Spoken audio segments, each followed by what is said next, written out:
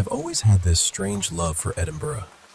There's something about that city that gets under your skin, in the best and worst way.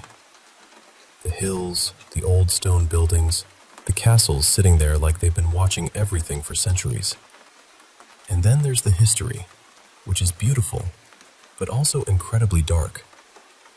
Before I ever went there, I used to read about the underground vaults beneath the city.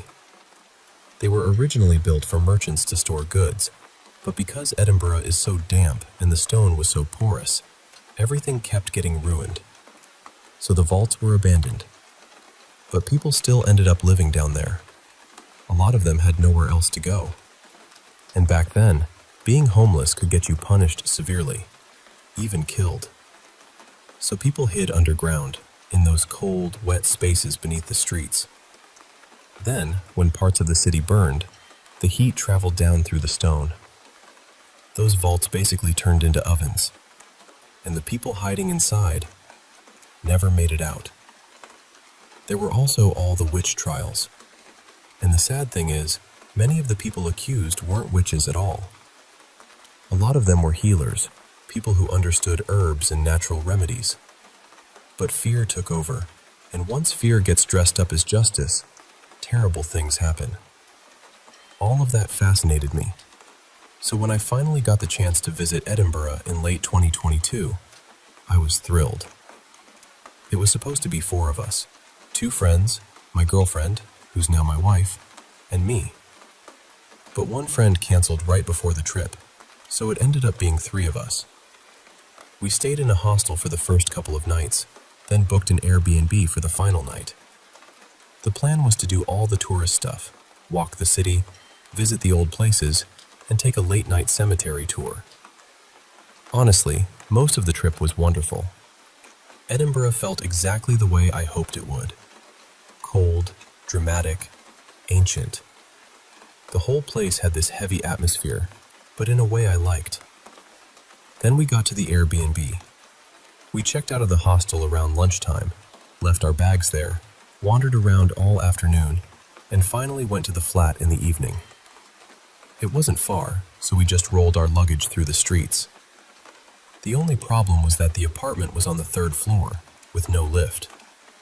Since I was the only man in the group, and apparently determined to prove I had working arms, I offered to carry the bags up myself. I took the lighter ones first. The apartment door was dark gray, with a silver number 3 fixed right in the center. I unlocked it and stepped inside, and immediately, something felt wrong. Not messy, not unsafe in any obvious way, just wrong. I had this sudden feeling that I was being watched. It was so strong that before I even brought the bags in properly, I started checking the windows and balcony doors to make sure they were locked. The flat itself was spotless. It had this vintage sort of style, like someone had tried to make it feel old-fashioned but still comfortable. The kitchen had pastel appliances, the dining table was clean, the plates and cutlery were laid out neatly, and nothing seemed out of place. Except the wardrobe in our bedroom. One of its doors was wide open. That probably sounds like nothing, and normally I'd agree, but everything else had been arranged so carefully. The chairs, the plates, the forks, even the cushions. So why leave that one wardrobe door hanging open? I couldn't stop staring at it. Then I heard my girlfriend and our friend coming up the stairs, so I quickly shut the wardrobe door and walked back out to meet them. They loved the place. They were talking about how nice it was, how cozy it looked, how much better it was than the hostel. But while I was carrying our bags into the bedroom, I noticed something else. The 2 bedrooms were side by side, so they should have shared a wall. But from the living room, I could see there was space between them. Not a tiny gap either. It looked wide enough to hide a small storage room. Then I saw the outline. There was a door there. Someone had covered it with wallpaper, but not well enough. You could still see the frame pressing through if you looked at it from the right angle. That was when I really started to feel uneasy. I've had this kind of feeling a few times in my life. Not often. Maybe 3 or 4 times total. It's hard to explain, but it's like my body knows something before my mind can catch up. And in that flat, Every part of me was telling me something was off. The feeling of being watched, the wardrobe door, the covered-up room. I didn't like any of it. By that point, we were exhausted, so we ordered food and ate at the dining table. We joked that at least we were getting to use the fancy plates and cutlery. But the whole time, I kept thinking about that wardrobe and that hidden door. And the feeling in the flat kept getting heavier. Eventually, we went to bed. Our room was the bigger one. It was long and narrow, with 2 large windows on one side covered by blackout curtains. The bed was pushed against the wall, and that hidden room was directly behind the headboard. At the far end of the bedroom was a couch, and beside it stood the wardrobe. It matched the style of the flat, but in a way that made it feel worse. Tall, dark, old-looking. The kind of wardrobe that doesn't belong in a normal night of sleep. Still, we were tired enough that we fell asleep almost immediately. Then I woke up around midnight. I didn't wake up calmly. My heart was hammering, my breathing was heavy, and that feeling was back. Someone was watching me. I kept my eyes closed because I was afraid of what I'd see if I opened them. But eventually, I opened them just a little, barely enough to see through my eyelashes. My eyes went straight to the wardrobe. The door was open again, only slightly, but there was something on top of it. At first, I thought it was a shadow. Then I realized it looked like long black hair hanging down over the edge. I looked higher, and I saw pale hands gripping the top of the wardrobe door. Then a white nightdress. Then a face, mostly hidden behind the hair. There was a woman crouched on top of the wardrobe, watching me. I don't know if it was my breathing or my heartbeat, or just the fact that I was frozen beside her, but my girlfriend woke up. She asked me what was wrong. We'd been together for years by then, and she knew I sometimes got these strange feelings about places. So I told her exactly what I was seeing. I told her there was a woman on the wardrobe. She couldn't see anything, but she could see me. She could see how scared I was. So she reached over and turned on the bedside lamp. The room filled with light, and the woman disappeared. Not faded, not drifted away. It was stranger than that. It was like a video skipping a frame. 1 second she was there, and the next second she wasn't. No movement, no transition. Just gone. We left the lamp on after that. Somehow I fell asleep again. Then I woke up a second time, and this time the fear was worse. The lamp was still on, but it didn't help. The room was lit, and somehow that made the feeling even more awful. I was lying on one side of the bed. I reached out and felt my girlfriend beside me, still there, still sleeping. But I could feel someone else too, standing right next to my side of the bed. A woman. The same woman. I didn't see her this time because I kept my eyes shut, but I knew she was there. I could feel her leaning over me. I could feel her looking down at my face. It felt like her hair was hanging just inches above me. I was terrified that if I opened my eyes, I'd be staring straight into hers. My girlfriend woke up again, thank God. She asked me what was happening, and I whispered that the woman was beside the bed. That scared her too, but she still got up and turned on every light in the room. And as soon as the room brightened fully, the presence vanished. Just gone. We stayed awake for a while after that, with all the lights on. Eventually, we slept a little, but not properly. The next morning, we checked out quickly because we had plans, and we tried to act normal. Our friend had slept alone in the other bedroom, and she scares easily, so we decided not to tell her right then. Months later, we finally mentioned it. She said she'd felt completely fine that night, slept perfectly. I haven't experienced anything like that since. I've even gone back to Edinburgh because despite everything, I still love that city. But I never stayed in that flat again. And nothing happened the second time. No strange feelings, no figures, no wardrobe door opening by itself. Still, I think about that night more than I'd like to admit. That wardrobe, that hidden room, that woman crouched above me in the dark.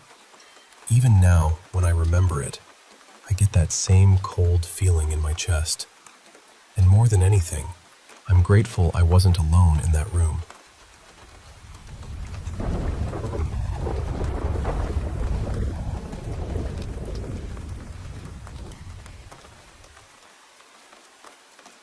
Hi. I'm sharing this because I need to get it out. And because I'm hoping someone out there has been through something even close to what happened to me. This all started in January, on the 17th. Before that night, I was pretty skeptical. I mean, I'd always been curious about paranormal things, and when I was younger, I did see a few things I couldn't explain. But I never thought something like this would happen to me. I ordered a cheap spirit board online. Nothing special. Honestly, I thought it probably wouldn't even work. When the package arrived, I opened it right away. I didn't light candles. I didn't prepare anything. I just sat down with it, almost treating it like a strange little experiment. The first try lasted maybe 2 minutes. Nothing much happened. Then I tried again. I asked, "Is anyone here with me?" And the planchette moved to yes. At first, I wasn't scared. I was fascinated. It felt like something was guiding my hand, not pushing the planchette by itself, but using me somehow. That's the best way I can explain it. The thing claimed it was an impure soul. It said it only wanted to keep me company. Looking back, I think that was where I made my first mistake. When I ended the session, I didn't properly close it myself. I let the board go silent without really saying goodbye in the right way. And I wish I could go back and change that. Over the next few days, I used the board a few more times. 5 sessions in total. By the 5th day, I threw it away. But by then, something had already changed. At first, it was my sleep. I would lie down calm, but my body felt wired and nervous, like fear had been poured into my veins without my permission. Then one night, whenever I closed my eyes, I saw a board in my mind. Not the one I bought. This one had red letters, vivid and sharp, and it kept showing me the words, "Don't leave me." That was when the real fear began. Then I heard the voice. It wasn't outside of me. It was inside, using the same inner voice I use when I think. That made it worse somehow because I couldn't get away from it. I told my husband I didn't know what was happening, but something about that board felt wrong. I kept saying, "I was fine before this. I was completely normal before this. I'm 36. I had never experienced anything like this. That night, the voice told me to throw the board away. I thought maybe that would stop everything, so I got up and put it in the trash. But shortly after, the voice changed. It stopped pretending to be kind. It threatened me. I panicked. I tried to get the board back, but the garbage had already been taken. I cut my finger by accident while rushing around. I called my mother crying, which is something I never do. I was terrified in a way I can't fully describe. Then I felt like something was interfering with my body. My phone went off. I went back to my bedroom to wake my husband, and suddenly I felt a heavy pressure, like something forced me down onto the bed. I couldn't breathe properly. There was weight on my chest. I was crying and begging my husband for help. A few moments later, I tried to stand, and I felt that same terrible weight on my back. I fell to the floor and crawled, honestly believing I was going to die. Then, after a short while, it stopped. That's one thing I want to say clearly. The more fear I gave it, the stronger it seemed to become. After that, I tried to calm down. I called my mother again, around 4 in the morning. And then something happened that disturbed me deeply. It felt like the voice used my own throat to speak. It said strange, dramatic things to my mother, things that made no sense. Later, the experiences became even more humiliating and invasive. My body would move in ways I didn't want it to move. I felt sensations I didn't ask for. I felt trapped inside myself, frightened and ashamed, trying to explain something that sounded impossible. At one point, the voice told me it was going to burn my back. Then my back started burning. I ran to my husband crying, telling him it felt like fire. He lifted my sweatshirt and he saw a mark appearing there. I took photos of it. It looked almost like a face with two horn-like shapes on either side. The skin was hot to the touch. I barely slept. My mother came to stay with me for a while because I was so shaken. My husband, my mother, and her partner believed that something had truly happened to me because they knew who I was before all of this. They knew I wasn't someone who behaved like this or imagined things for attention. That was one of the hardest parts, knowing how easy it would be for other people to dismiss me. A few nights later, it got so bad that my family took me to the hospital. I was exhausted. I felt half dead from lack of sleep. The mark on my back appeared again, and the doctors didn't know what to make of it. Some suggested I might have fallen. One asked if it could be a rash. Hearing that made me feel so alone. Eventually, I saw a psychiatrist. He touched the mark and said it was warmer than the rest of my skin. He suggested the mind can sometimes do powerful things to the body. I didn't believe that explanation, but at that point I was desperate for anything that might help. He prescribed medication, and for the first time in days, I slept. After that, the voice didn't have the same grip over my body, at least not like before. I think two things helped: the medication and my own determination to reject whatever this was. But it didn't disappear. Some days it still felt close. Sometimes it would speak through me for a second or two, and afterward I wouldn't remember what had happened. Once it said something threatening to my husband, and when he reacted angrily, I had no idea why. The days blurred together after that. The voice insulted me constantly. It tried to humiliate me, frighten me, and keep me tired. It used images from horror films I liked and twisted them into something disturbing. It invaded my dreams. It seemed to know what scared me, what upset me, and what made me feel vulnerable. My mother tried prayers. I tried prayers too. We went to a priest, but he wasn't an exorcist. He prayed with me, and although I appreciated him trying, it didn't solve it. Over time, I started noticing patterns. The more distressed I became, the louder it seemed. The more I gave in to fear, sadness, anger, or obsessive thoughts, the stronger it felt.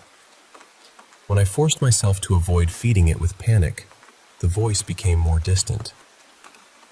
Medication helped reduce some symptoms, but it didn't erase everything. That's where I am now. I'm still fighting this every day. I don't expect everyone to believe me. I know how this sounds. But I also know who I was before that board arrived at my door, and I know what changed afterward.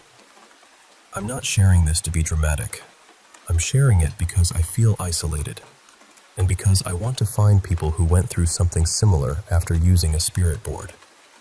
If you've experienced anything like this, I hope you know you're not alone. And if someone listening is thinking about using one of those boards just for fun, please be careful. I wish I had never touched mine.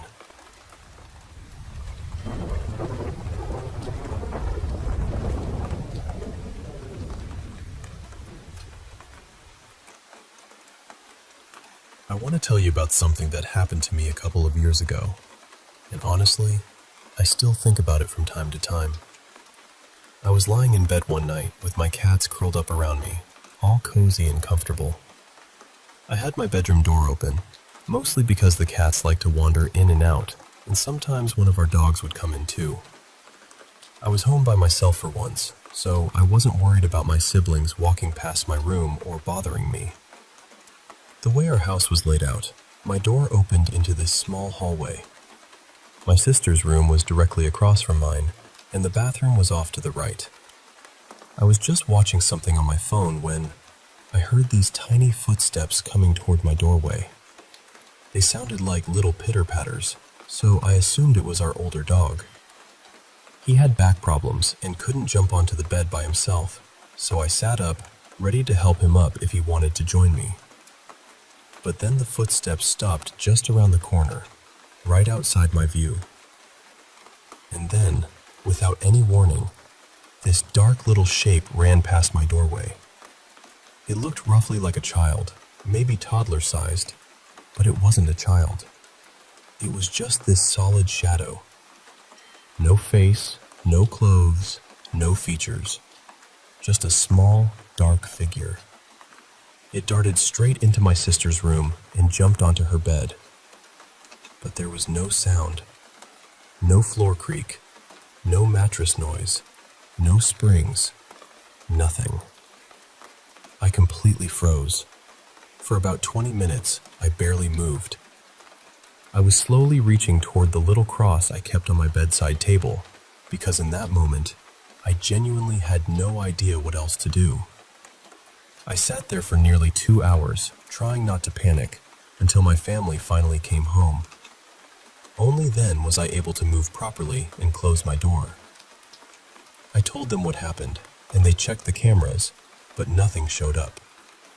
The cameras didn't even pick up the footsteps, even though I heard them clear as day. And I know it wasn't just a weird shadow from the sun or something passing by. This thing was too dark, too solid. It had shape, just no details. For a few weeks after that, I slept with a Bible near me and a cross hanging over my door. Then, about 3 months later, something else happened. I was in the living room watching TV. The room had a couch against one wall, and the TV was on the opposite wall. Behind the TV was the chimney for the fireplace. Behind the couch was the garage. To the right was the wall that led toward my room, and to the left was a big window facing the front yard. I was sitting there, just watching TV, when I suddenly heard knocking. It wasn't frantic or aggressive. It was loud, but not hard. It sounded exactly like someone knocking on a wooden door from close by. But the strange part was where it came from. It sounded like it came from the dead center of all 4 walls at the same time. There wasn't an echo. There wasn't a delay. It wasn't like one knock bounced around the room. It felt like 4 separate knocks happened at once, from 4 different places. I could almost feel it in my skull. And that scared me, because 2 of those walls shouldn't have been able to make that kind of sound at all. One of them was near the garage, one was by the chimney, and one was close to where I slept every night. I acted like I hadn't heard anything. I just sat there for a few minutes, trying to stay calm. Then I walked to my mom's room and asked her if she heard knocking. Her room was near 2 of the places the sound seemed to come from, but she said she hadn't heard anything. She told me I probably imagined it, but I know what I heard. It was too clear, and it gave me that exact feeling you get when someone is standing at the door. By that point, I started thinking maybe there was something in the house. It was an older place, so I told myself maybe it was just one of those things I would have to live with. Then, about 2 weeks after the knocking, I was in the kitchen making myself a microwave burrito. My phone was charging in another room, and I was just standing there waiting for the timer to finish.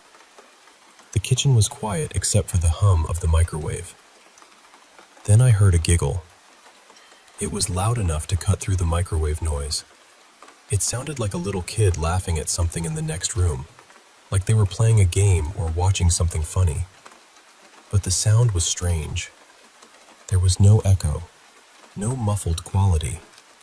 Nothing like how a voice usually sounds coming from another room. It was almost like the laugh went straight through the brick of the chimney and into my head. Then it cut off suddenly, right before the giggle would have naturally faded out. By then I was more confused than terrified. I'd already had a couple of strange things happen, so I wasn't as shocked as I probably should have been. But that laugh stuck with me because of how unnatural it sounded. I haven't had anything like that happen in a long time now. Nothing dramatic came of it. There was no exorcism, no big curse, no horror movie ending. Life just kept going. But those moments happened, and even now, I can still remember them so clearly.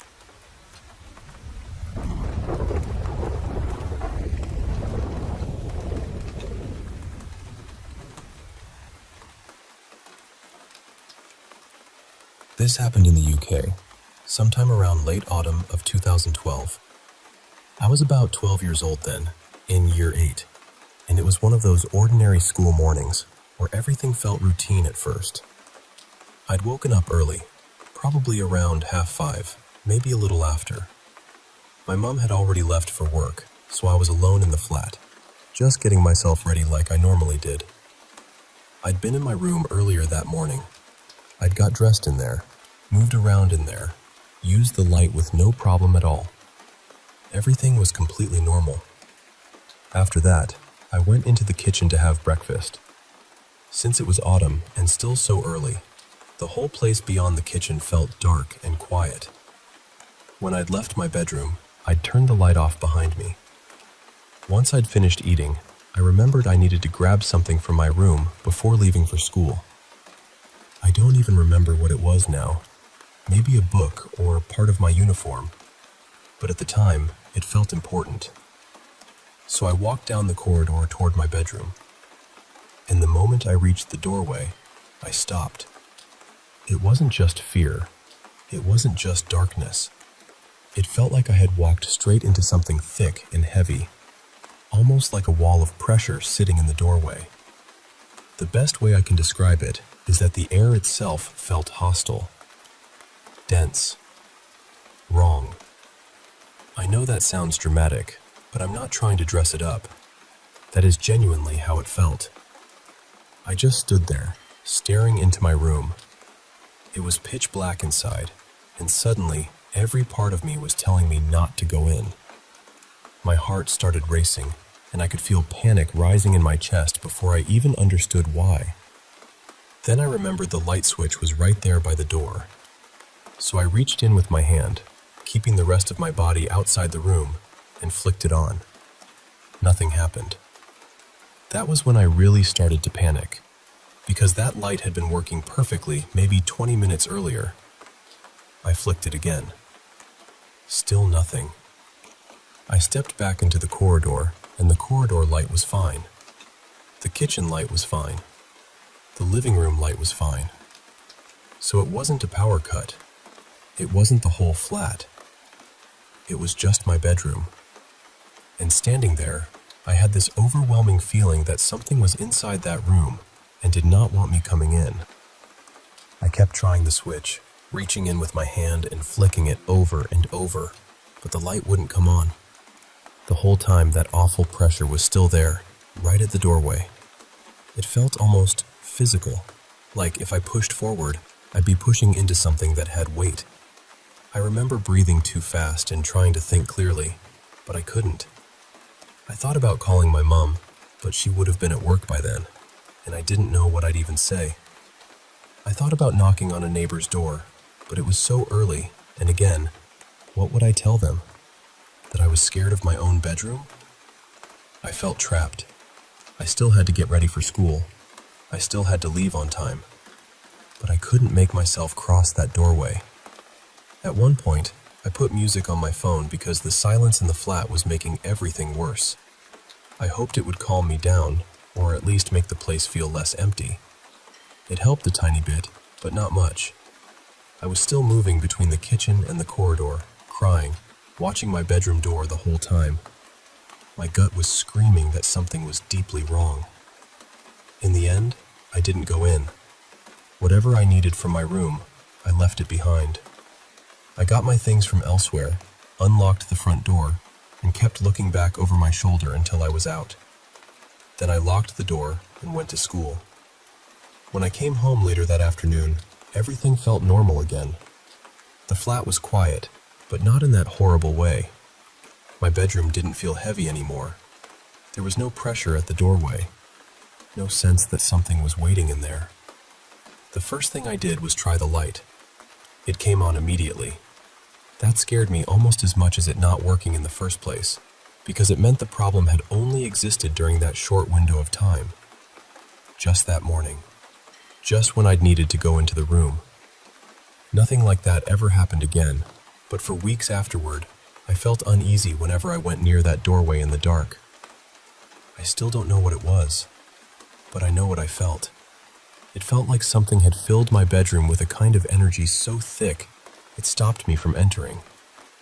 And to this day, I still wonder what could make a light fail like that only for those few minutes, and why it felt so much like the room itself was refusing to let me in.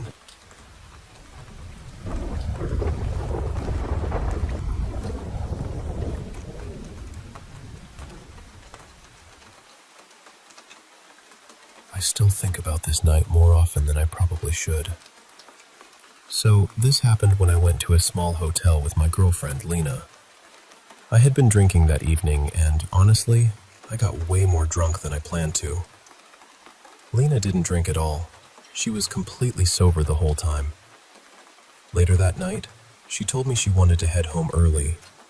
She said she needed to catch the last bus and didn't want to waste money booking a ride. I was too far gone to follow her, so she told me to just stay in the room and rest. Before she left, she even packed my things neatly near the side of the bed because she knew I was in no condition to take care of myself properly. After she left, we were still texting for a little while. I remember lying there, half awake, staring at the ceiling. The room was tiny. The bed was close to the bathroom, close enough that you could hear almost everything from inside. And then, something happened that I still can't explain. I heard Lena's voice coming from the bathroom. At first, it sounded completely normal. She was asking me what time I was going home, telling me maybe I should just stay a bit longer and sleep it off. Her voice was not just similar. It sounded exactly like her. Same tone, same way of speaking, same little pauses between words. Then slowly, the way she talked changed. It became softer, more playful, almost teasing, like she was trying to pull my attention toward the bathroom.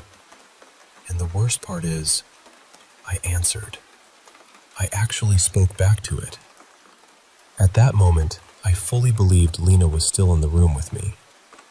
Somewhere in my head, I knew she had already left, but I was drunk enough that my brain just accepted what was happening. Then my phone buzzed beside me. I picked it up and looked at the screen. It was a message from Lena. She wrote, "Are you home already?" The moment I read that, I felt every bit of alcohol leave my body. My skin went cold, because seconds before that message came in, I had been hearing her voice from the bathroom, and I had been talking to it. The room went completely silent after that. Then suddenly, the toilet flushed by itself. I froze. I didn't even breathe properly for a few seconds. My heart was beating so hard it actually hurt. Eventually, I forced myself to get up and check the bathroom, because I needed there to be some normal explanation. A plumbing issue, a broken toilet, anything. But when I looked, there wasn't even enough water left in the tank for another proper flush. That was when I really panicked. My hands were shaking while I grabbed my things. I didn't even pack properly. I just wanted out of that room. The whole time, I had this awful feeling that something was still there, watching me, waiting to see what I would do next. Before leaving, I went to the front desk and told one of the hotel workers what had happened. What scared me even more was how calm he was. He didn't laugh. He didn't look surprised. He just nodded and said the hotel had experienced disturbances before. Then he told me that as long as I didn't pay attention to them, I would be fine. And I just stood there thinking, what do you mean, don't pay attention to them? I left immediately and booked a ride home. Even in the car, I kept trying to convince myself it was just the alcohol, that maybe I had imagined the whole thing. But I still can't explain how I heard a full conversation so clearly. I can't explain why the voice sounded exactly like Lena. I can't explain why the toilet flushed right after I realized she wasn't there. And I definitely can't explain why the worker reacted like this was just another normal night at the hotel. I barely slept after that, and honestly, I still wonder about it. Can alcohol really make you hear something that clearly? Or did I hear something that was pretending to be her?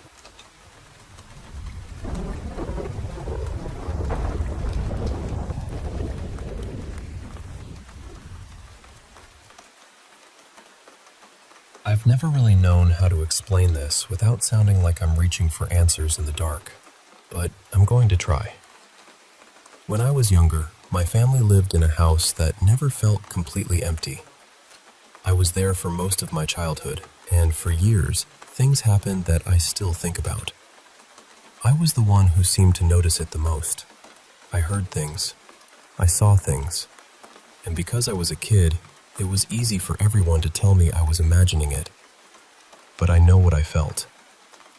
When I got my own room, my parents gave me the bigger bedroom because it was in the middle of the house and they thought I'd feel safer there. Instead, I hated it. At night, I would hear footsteps in the hallway outside my door. Sometimes it sounded like they were inside the room too, or moving through the walls and ceiling. I cried so much that eventually my parents took that room back, and I went back to sharing with my sister. For a while, that helped, but it didn't stop the house from feeling alive in a way it shouldn't have. There were voices sometimes, shadows, objects moving when they shouldn't, sounds nobody else admitted to hearing. I got called dramatic, scared, even crazy. So I learned to keep a lot of it to myself. One morning, when I was around 11, I had my own room again. I'd promised my parents I wouldn't cry at night anymore. I told them I was older now, that I could be brave. My phone was charging on my dresser across from my bed, and my alarm went off for school. For some reason, even though it was just an alarm, the sound always startled me. I had even set it to a song I liked, but in that quiet house, it still felt wrong. Then my phone suddenly fell. It hadn't been near the edge. It had only been ringing for a few seconds. And when it hit the floor, I froze. I had one of those chargers that lit up, and the glow cast a shadow across the wall. What I saw looked like the side profile of a man wearing a wide-brimmed hat. I just stared at it, shaking, trying to make my body move. Finally, I forced myself to turn on the light. I waited a moment, trying to calm down, then went over to pick up my phone. The second my hand touched it, I felt this sudden rush of air brush past me, strong enough to lift my hair. For a moment, I felt like my body lifted too. Just barely, but enough that I've never forgotten it. A few months later, we moved. The landlord wanted the house back, and that was the end of living there. Except it wasn't really the end. After we left, I started dreaming about the house. Not once or twice, but again and again. Different dreams, different versions. Sometimes there were shadowy figures. Sometimes the house was burning. Once it was somehow sitting inside a cemetery near where we lived. Another time I dreamed I met someone who said he was the one who played all the people in my dreams, and he looked exhausted by it. That dream ended in my room at our new house. He smiled at me in this awful way and asked, "Do you know what's going to happen?" I begged him to tell me. He started mumbling something, like he was explaining the future, but I couldn't hear him because I kept crying and talking over him. It felt like one of those dreams where your own fear traps you inside it. Even now, years later, I still dream about going back. Sometimes when I'm out, I'll suddenly have this strange feeling that I'm going home, and for a split second, I mean that house. Then I remember I don't live there anymore. I haven't lived there in years. That's the part that unsettles me most. Sometimes it feels like everything that happened there goes quiet until I pass by it, and then it all wakes up again. Not long ago, I talked to the landlord's grandson. We had known each other since we were little, but we had never talked about the house. I asked him, kind of randomly, if I could ask him something about it. Before I even explained, he said, Is this about the shadow man in the hallway? I remember just stopping. He told me his mom had seen something near the bathroom on the day his grandparents moved in. She saw a figure there, the same kind of figure I remembered. A man, a shadow, something in the hall. Later, I found out an older man had lived in the house before us. My dad said he had seen him back when he was alive, and that he often wore a hat. Some people thought maybe he died in that house, maybe even in the larger bedroom, the room I had been so afraid to sleep in. After we moved out, my family started being more honest about what they had felt there. My parents, who were never the type to encourage ghost stories, admitted they knew something was wrong with that house. My mom especially said it terrified her. She said she always felt watched. And I think that hurt a little, knowing I hadn't been the only one scared, but I had been the one who carried it out loud. The strangest part is that, even after everything, I think I would still go back if I had the chance. I don't know why. Maybe I want answers. Maybe a part of me is still standing in that hallway, listening. Maybe the house never fully let go of me.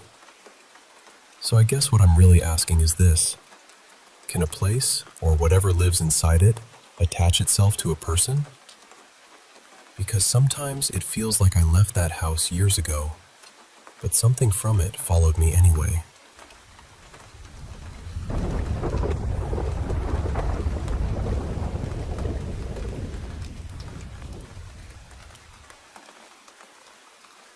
I woke up last night with this awful, nervous feeling in my chest, the kind that spreads through your whole body before you even understand why. The strange thing is, I had gone to bed completely fine. I wasn't scared. I wasn't thinking about anything creepy. I stayed up for a little while playing Brawl Stars, put my phone down, and fell asleep sometime around 1 a.m. Then, at some point in the night, I woke up. I didn't check the time. I didn't want to. I just remember opening my eyes and hearing a song playing in my head. Not out loud, not from my phone, just inside my mind. It was looping over and over, and I don't know how to describe it except that it felt wrong. Waking up in the middle of the night, in the dark, with some disturbing song repeating in your head for no reason is not a good feeling. I was still half asleep, so I started looking around my room. First, I looked toward my bedroom door. There was a weak bit of light coming from the hallway, but nothing was there. Then I looked at my wardrobe. One of the doors was slightly open, and inside was just this thick darkness. It looked deeper than it should have, like the shadows were packed into it. The song still wouldn't stop. Then this uneasy feeling came over me. It wasn't exactly fear at first. It was more like my body knew something was off before my brain did. I looked over at my aunt, who was sleeping across from me, facing the wall. She was completely still, just asleep like normal. So I tried to tell myself I was being ridiculous. I lay back down and tried to calm down, but then I looked at the window, and that was the mistake. Between the blinds, right up close to the glass, I saw something outside. I live on the 3rd floor, so there shouldn't have been anything there. But for that 1 second, I saw a shape. It was round, maybe around the size of a small bird or a chicken, with these pointed parts hanging down from the bottom. It looked like it was pressed near the window, like it was looking in. I froze. I only stared for a moment before forcing myself to look away.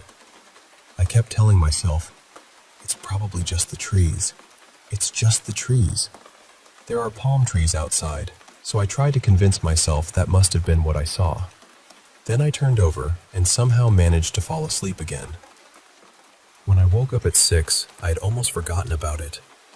My alarm went off like usual, and for a while, I didn't even think to check the window. I have a hurt ankle right now, so I decided to stay home instead of going out. Later, when more daylight came into the room, the memory suddenly came back. I went straight to the window. There was nothing there.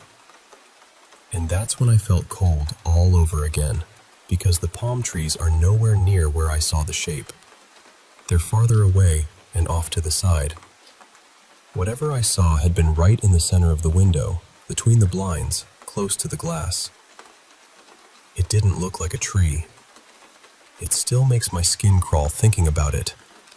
Later on, I realized where the song had come from. It was from an Instagram reel my friend had sent me a few days before. The video had distorted images and clips playing with that same song in the background. So maybe my mind just dragged it up while I was half asleep. Maybe the shape was nothing. But I remember exactly what I saw, and I remember exactly how it felt. And I still don't want to look at that window at night.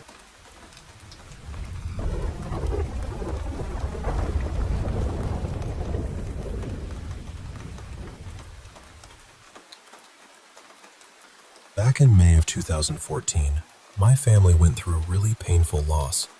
My grandfather Leon passed away after a long and difficult battle with pancreatic cancer. He was a veteran, but he was also a deeply creative person. He painted, sketched, played music, and worked on all kinds of artistic projects throughout his life. Not long before he passed, there had even been a celebration of his artwork down in Florida, which feels really special to think about now. When the funeral came, we all drove out to Quantico for his military burial. I was only 9 years old at the time, so a lot of the day is blurry in my memory. I remember standing there with my family, listening to people speak about him. I remember the honor guard firing the blank shots, too. I didn't handle that part very well because I've always been sensitive to loud noises.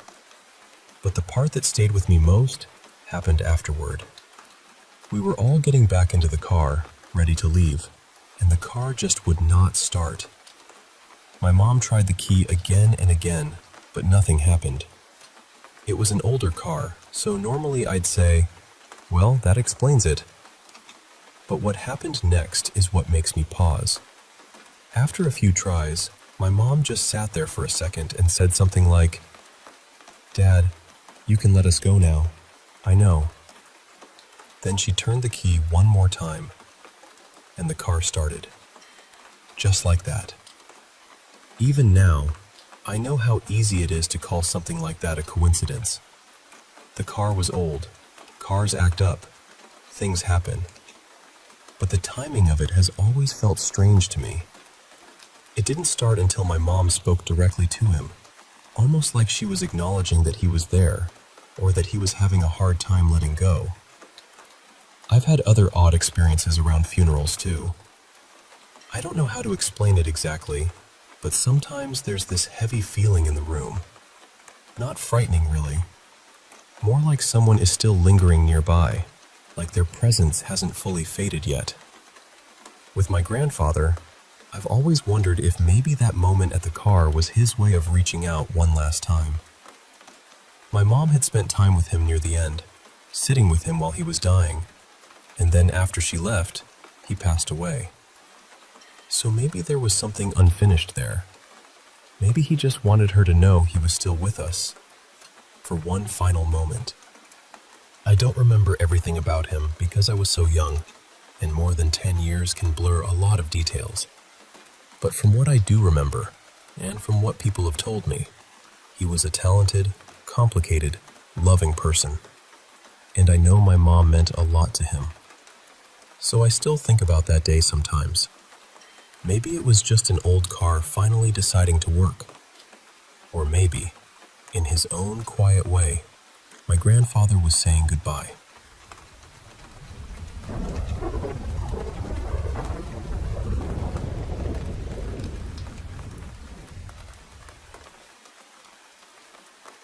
Something really strange happened to me last night, and I've been turning it over in my head ever since. I almost didn't share it because even saying it out loud makes it feel heavier somehow. But I don't know. I think I just need to get it out. So last night, I was sleeping on the rooftop. That probably sounds odd to some people, but for me, it's normal. I've done it every summer since I was a kid. The nights get warm, the roof feels open and peaceful, and usually, it's the easiest place for me to fall asleep. Nothing strange has ever happened up there before. Sometime late in the night, maybe around 1:30 or 2 in the morning, I woke up for a few seconds.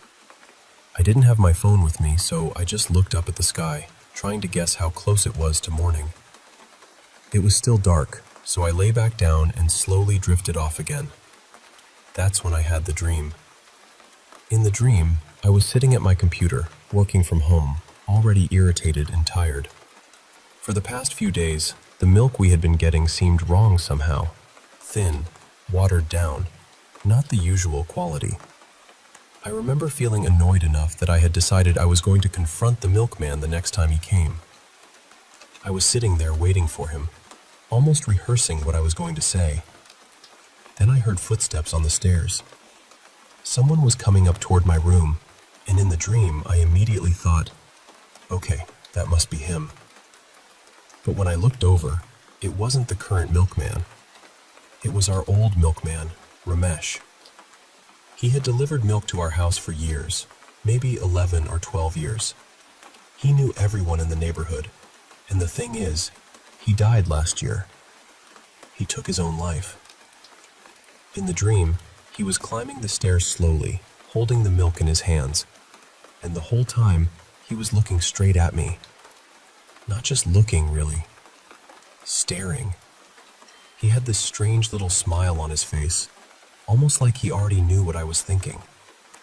Like instead of me confronting him, he was the one coming to confront me. I remember feeling frozen. I couldn't speak. I just watched him come closer, step by step. Then he reached the final stair, still smiling at me, and I woke up. For a moment, I just lay there on the rooftop, trying to breathe normally. I looked around, looked at the sky again, and told myself it was only a dream. A disturbing one, yes, but still just a dream. And honestly, I was starting to calm down. But then, right as I was drifting back to sleep, I heard a voice. It was a woman's voice. Very sharp, very high-pitched, and very clear. It said, "Ruko." Stop. I opened my eyes immediately. I was alone. There was no one beside me, no one on the rooftop, no one near the stairs. The whole place was quiet. I sat there for a while, just listening, waiting for another sound, but nothing came. That's the part I can't explain. Maybe it was my brain stuck halfway between sleep and waking. Maybe it was just the dream echoing in my mind.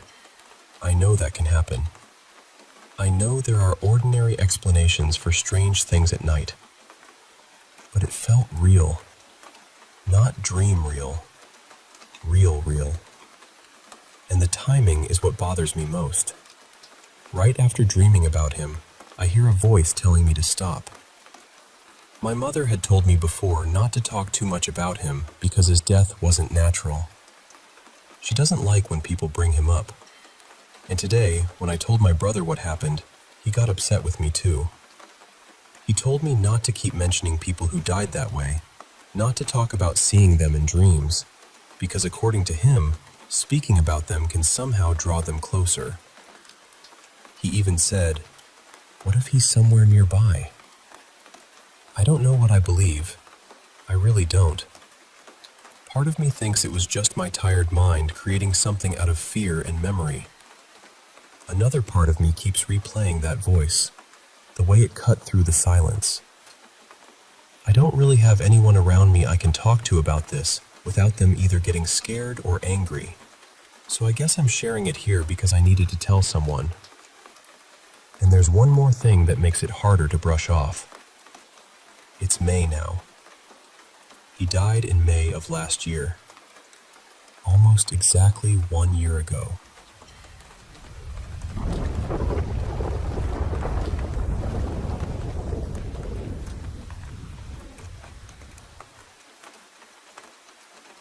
This happened a long time ago, back when I was about 12. For a little context, I read tarot cards.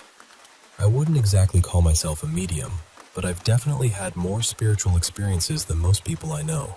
I started learning tarot around that age, and the deck I use is actually a family heirloom. It was passed down to me when I was 12.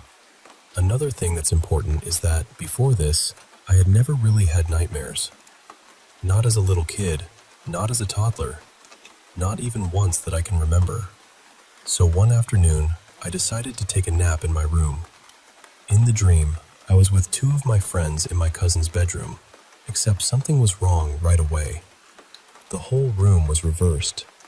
The bed was on the opposite side. The furniture was flipped around. Everything looked familiar, but completely out of place. Then we heard this loud thud outside the window. So, of course, we went to look. The window was strange, too. It had 3 layers to open. The regular glass, then the screen, then another pane of glass. When we finally got it open, I realized I didn't recognize anything outside. We were high up, like we were in an apartment building, surrounded by other tall buildings. But my cousin doesn't live in an apartment, which made it even more unsettling. It was nighttime outside, and the street was barely lit. Only a couple of faded streetlights were working. Down the road, though, there was this small, suburban-looking house, completely out of place against all the city buildings. It reminded me of a cartoon house, with a little walkway and a fence made from short logs and tree stump posts. On the walkway stood a shadowy man. He had this very strict, stern, father-like energy. Near him was a smaller shadow figure, a boy, standing on one of the tree stumps and playing with a jump rope. The second my friends and I saw them, we ducked back inside and panicked. When we looked out again, the whole scene had changed. The man was holding the jump rope the way an angry parent might hold a belt, and the boy was standing still with his head down. That scared us even more, so we slammed the window shut. Then something hit the glass. I don't remember what it was, only the sound and the feeling of knowing something was very wrong. After that, the dream shifted, almost like a movie cutting to another scene. Suddenly, I was on the phone with my friends. One of them, Mia, said, "I have to say goodbye to my family before it happens." Then my other friend said, "I'm going to hide in the woods. I'm not going out like this."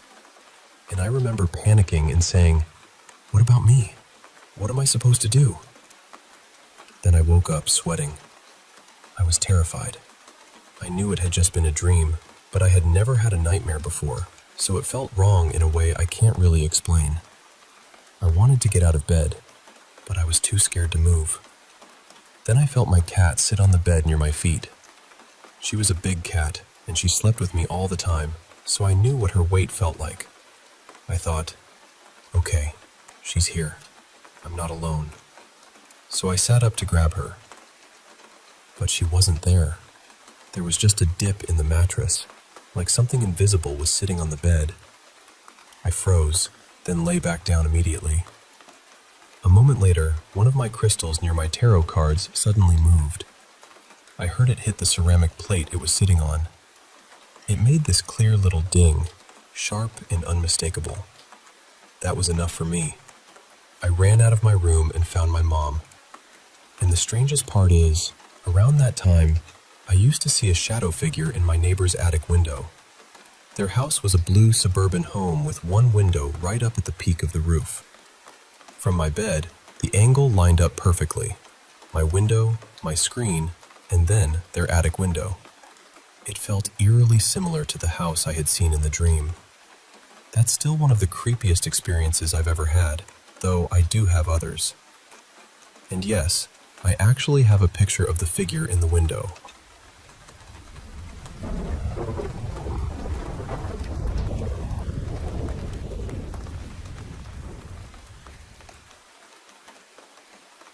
I'll be honest with you. I've always been somewhere in the middle when it comes to the paranormal. I wouldn't say I was a full believer, but I wasn't exactly a skeptic either. I liked horror movies. I could watch the based on a true story ones, read strange experiences online, and still go to bed just fine afterward. I never had anything happen to me directly. That changed a few nights ago. I had just gotten home from a weekend fishing trip with a couple of friends.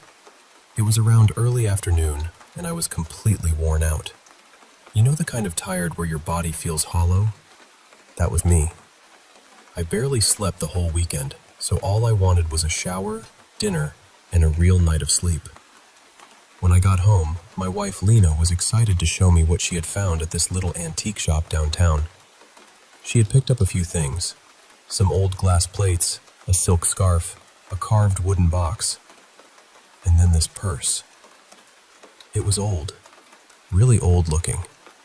The purse was made from this deep burgundy reptile-textured material with a tarnished brass chain for the strap. It looked like something that had been sitting in the back of someone's closet for decades. And the strange thing was, it didn't seem like Lena at all. She usually likes simple, elegant bags. Clean lines, soft colors, nothing too dramatic. So when she told me she paid $85 for it, I was surprised. But she was so happy with it, and I didn't want to dampen that. So I told her it was interesting and that I liked it. The rest of the day was normal. I unpacked, we made dinner, cleaned up a little, watched TV, and eventually got ready for bed. Lena falls asleep fast. I mean, within minutes. I'm the opposite. I usually scroll on my phone for a while until I feel myself drifting. That night, she was already asleep beside me. I was lying on my side, facing her, phone in hand. It was warm in the room, and our dog, Milo, who usually sleeps on the bed with us, had chosen the hardwood floor near the doorway instead. It was around 11:40 at night when I finally put my phone down. I rolled onto my back, ready to sleep. And that's when I saw her. At first, I didn't understand what I was looking at. The room wasn't completely dark, but it was dim enough that my eyes needed a second to adjust. There was a woman's head hovering just above me, maybe a foot or so from my face. I can still see it so clearly. Her hair was thin and tangled, hanging in uneven strands around her face. Her skin was old and wrinkled, but it wasn't just age that made her frightening. It was her expression. Her mouth was slightly open. Her upper lip was curled, almost like a snarl. Her nose was wrinkled up, and her eyes were wide, bulging, and fixed with this hateful intensity. But she wasn't looking at me. She was staring at Lena. That was the worst part. The absolute worst part. It felt like this woman was leaning over me from the side of the bed, bent at some impossible angle, looking past me at my wife with this awful, vicious focus. I don't know how long I actually looked at her. It felt stretched out, like time had gone syrup thick. But I must have reacted almost instantly, because the next thing I knew, I threw myself toward Lena and practically climbed over her. She woke up terrified, asking me what was wrong. She turned on her lamp, and when she saw my face, she went quiet for a second. Then she said, "I have never seen you look like that before." And I believe her. My heart was pounding so hard I thought I might pass out. I could barely speak at first. When I finally told her what I saw, I described the woman, the face, the way she appeared over me. But I left out one detail. I didn't tell Lena the woman had been staring directly at her. I just couldn't. She was already scared enough.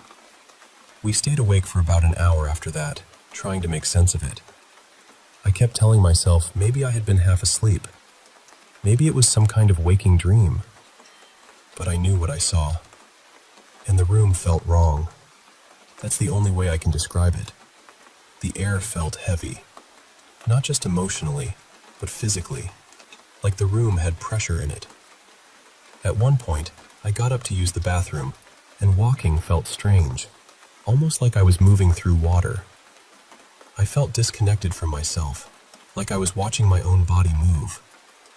When I got back into bed, I was exhausted, but every time I started to drift off, this sharp feeling would hit me, like something terrible was about to happen right then. It jolted me awake 3 or 4 times before I finally managed to fall asleep. A few hours later, around 3:15 in the morning, Milo woke us up. He was growling. Not barking at the window, not reacting to a sound outside. He was standing at the foot of the bed, trembling and staring toward the corner of the room. At the purse. The antique purse Lena had bought earlier was sitting on a chair near the dresser. Milo wouldn't go near it. He just stared at it, whining under his breath, with his body low and tense. And that's when something clicked for both of us. We didn't say much.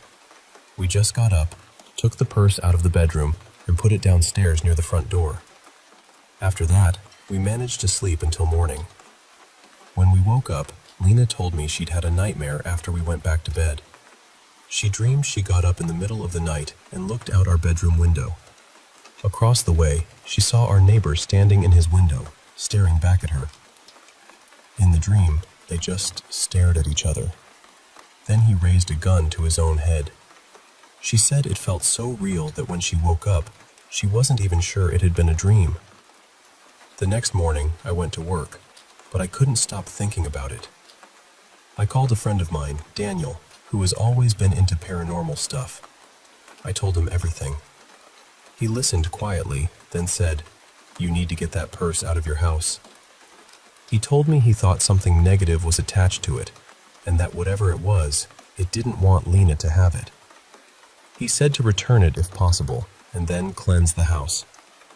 The antique shop wasn't supposed to open again for 2 days, but Lena didn't want that purse in the house for another minute. She drove it back and left it by the shop's front door.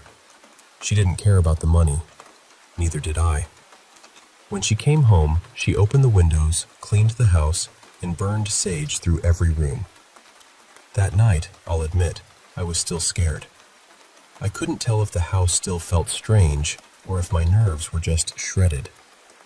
Lena felt the same way. We got into bed, but neither of us wanted silence, so we put on old comedy movies and let them play until we finally fell asleep sometime after 1 in the morning. Nothing happened that night.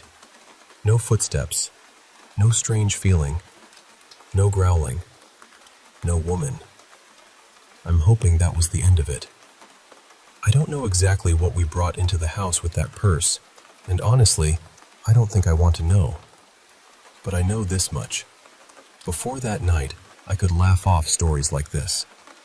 I could tell myself people were tired, dreaming, imagining things. Now I understand how quickly one moment can change what you believe. And if something ever feels wrong the second it enters your home, listen to that feeling. Some things aren't meant to be brought inside.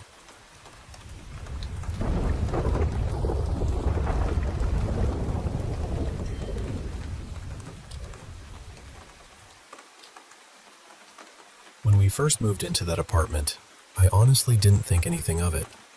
It was old, sure, and it had that quiet, heavy feeling some older places have. But I told myself I was just being dramatic.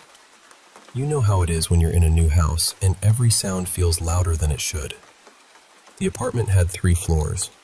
My sisters and I stayed on the 2nd floor, and the 3rd floor was almost never used.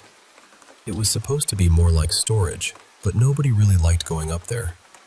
The air always felt colder, and the whole space had this stillness that made you want to finish whatever you were doing and leave. Our bedroom faced the backyard, and right outside the window there was this huge old tree. During the day, it looked harmless, just a big tree with thick branches and a wide trunk. But at night, it changed completely. The branches stretched across the yard in these strange shapes, and when the wind moved them, the shadows looked almost alive.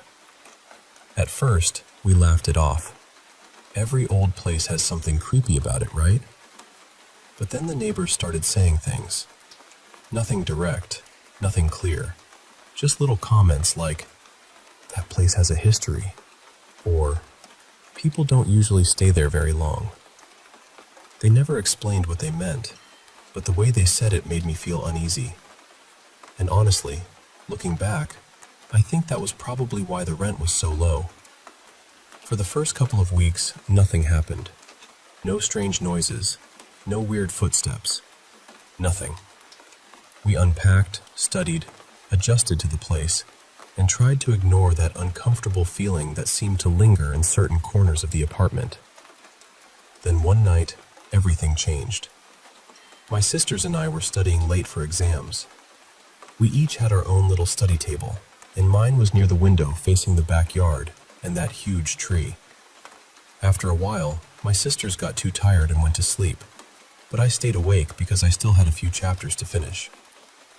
It must have been around 2 or 3 in the morning when I looked outside, just to rest my eyes for a second. And that's when I saw her.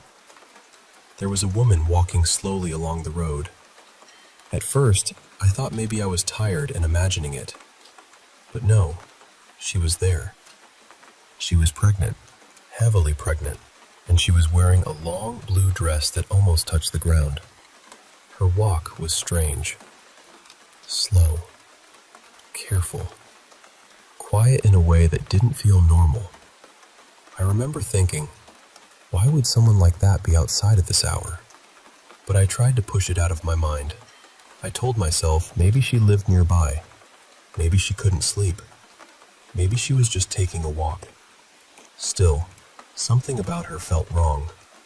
The next night, it happened again. I was exhausted and already thinking about going to bed. But for some reason, something made me look outside. I don't even know why. I just turned my head toward the window. It was 2:45 in the morning, and there she was again. This time, I saw her more clearly. Her dress wasn't plain blue like I thought before. It had a faded floral pattern, with tiny pale blue flowers scattered across the fabric. Parts of it were darker, almost like shadows had sunk into the cloth. It looked old, like something from another time. One of her hands was resting over her stomach, holding it gently, protectively, as she walked. Her hair was long, thick and black, falling all the way down her back. I froze at my desk. Then she stopped, just suddenly stopped walking. And slowly, too slowly, she turned her head toward my window. She looked directly at me. I knew she saw me. My whole body went cold. Her eyes looked dark and empty, like there was nothing behind them. I can't even explain the feeling properly. It wasn't just fear. It was sadness too. Deep, heavy sadness. I shut the window immediately and went straight to bed. But that night, I had a dream. In the dream, I saw a woman who looked happy. She was pregnant, smiling, standing beside a man who seemed to be her husband. She was wearing the same dress, but in the dream, it looked new, bright, beautiful, like it belonged to a happier version of her life. Then everything changed. Her husband left her. Just like that, the dream turned dark. The happiness disappeared, and suddenly I saw the same tree from our backyard. And somehow, even in the dream, I understood what happened next. She had taken her own life there. But what stayed with me most wasn't just the fear. It was the guilt she carried. This terrible sorrow, like she blamed herself because her baby never got the chance to live. And the strangest part was, it felt like someone was trying to tell me something. Not with words, just with that sadness, like she needed someone to know.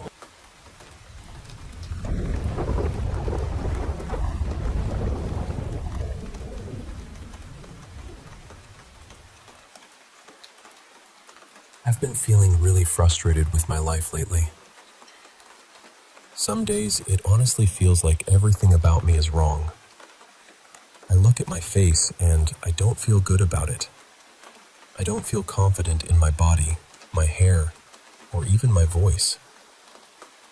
I feel unlucky, and when it comes to love, I feel like I always end up losing. There have been moments where I've wondered why I was even born. But what hurts more is that my life wasn't always like this. A couple of years ago, things felt so much better. Some of my best memories were from my hostel days in Lucknow. Life felt lighter back then. I had good moments, good energy, and at least for a while, I felt like I was actually living. Then things slowly started changing. There was a girl I had feelings for. I'll call her Ria, because I don't want to use her real name. For some reason, her name always felt connected to mine, almost like life was giving me some kind of sign. I know that might sound strange, but at that time, that's how it felt to me. Around the end of April 2025, everything began to feel disturbed. I met with an accident and fractured my leg. From that day onward, something inside me changed. I started feeling like my life was falling apart, like it wasn't worth much anymore. After that, I felt like certain people had entered my life and started troubling me. I still don't fully understand who they were, why I felt that way, or when it really began. But at the time, it felt very real to me. I started feeling like I was being tortured physically, almost like I was being made to experience pain again and again. It felt similar to accidents or injuries happening repeatedly. I couldn't explain how it was happening, but I kept feeling like my body was being affected. Then, on 18 May 2025, I proposed to Ria. She said no. That rejection hit me very hard. I had used drugs once or twice before with friends, but I had stopped. After she rejected me, I slipped back into drugs heavily. I wasn't in a stable place mentally, and everything started feeling darker and more confusing. Around that time, I began believing that the people troubling me were not normal. I felt like they were hiding something from me, like maybe they weren't even human, or like they had some kind of control over the situations around me. I know that sounds unbelievable now, but back then, it felt completely real in my mind. I also started feeling like my voice had changed in a strange way. I felt like when I spoke, people reacted differently, almost in a sexual way. I know it sounds odd, and even I don't know how to explain it properly, but that was something I genuinely felt at the time. Later, I started thinking a lot about Nazar, or the evil eye. I began believing that if I was impure, something bad would happen to me physically, and if I stayed pure, things might become better. For example, I thought that if someone gave me the evil eye on my face might become darker or get marks.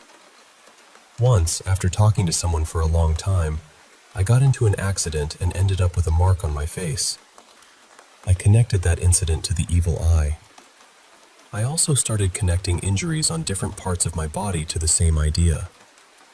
I know it sounds difficult to believe, but that was honestly how my mind was working during that period.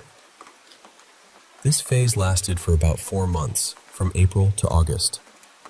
Around the beginning of August, maybe on the 1st or 2nd, I started realizing that something was seriously wrong. At one point, I felt like these people were fooling me by pretending to be news channels, like BBC, or even pretending to be my relatives and family members.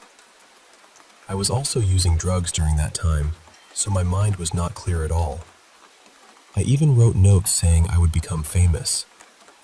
I felt like I was communicating with them through my thoughts. Later, I started feeling like thoughts were being placed into my mind, making me believe all kinds of things, even things connected to my brother or my grandmother's soul. My grandmother passed away 7 years ago, and I was very emotionally attached to her. So when thoughts about her came into my mind, they affected me deeply. Over time, I started realizing that some of these things might not have been real. But even then, I stayed confused because of the drugs, the stress, and the mental pressure I was under. I also felt like I was being given dates and promises, like everything would stop on a certain day. But nothing really ended. That made me feel even more trapped. For a long time, repeated sounds also disturbed me. Coughing, spitting, small noises, ordinary sounds around me. All of it started feeling targeted. I know some of those sounds are normal, but to me, they felt continuous, personal, and painful. During this same period, bad things kept happening in my life. My bike ran out of petrol near a closed petrol station. Then another station had no petrol either. Small, unlucky incidents like that kept piling up. A lot of my electronic things also stopped working in a short time. Chargers, PC parts, extension boards, and other items. Even my mother once said something like, "If you touch something, it becomes weak or breaks." That stayed in my mind, and it made me feel even more unlucky. Now I feel like everything around me goes wrong. I feel like I carry bad luck with me. I tried telling my family and some friends, but they didn't really take me seriously. Some of them thought I was joking. That hurt too, because inside, I wasn't joking at all. I was scared, confused, and tired. Right now, I feel very low and alone. The girl I cared about doesn't want me anymore. I feel like I can't do anything properly, even when I want to. Sometimes I'm afraid to go outside because I feel like things might get worse. I've never intentionally tried to hurt anyone. I don't feel like I've done something so wrong that I deserve all of this. But still, this is how my life feels right now. And honestly, I don't know what to do anymore.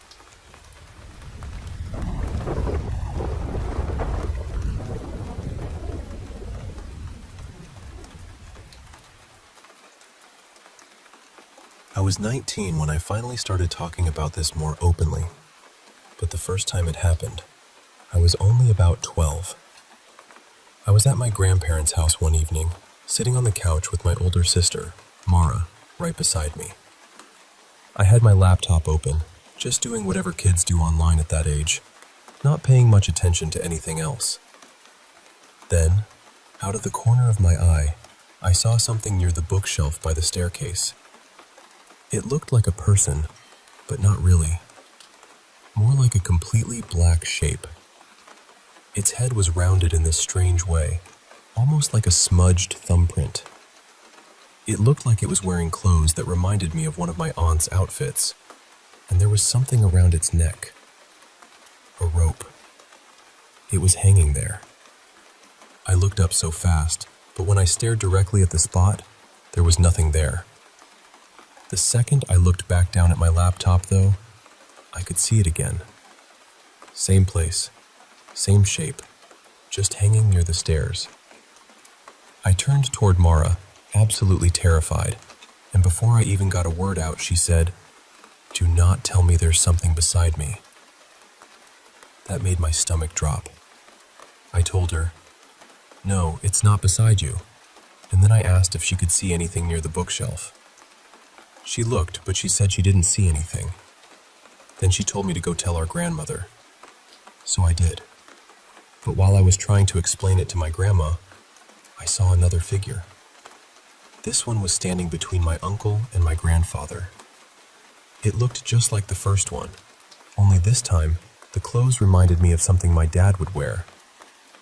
My grandma didn't laugh. She didn't tell me I was imagining it.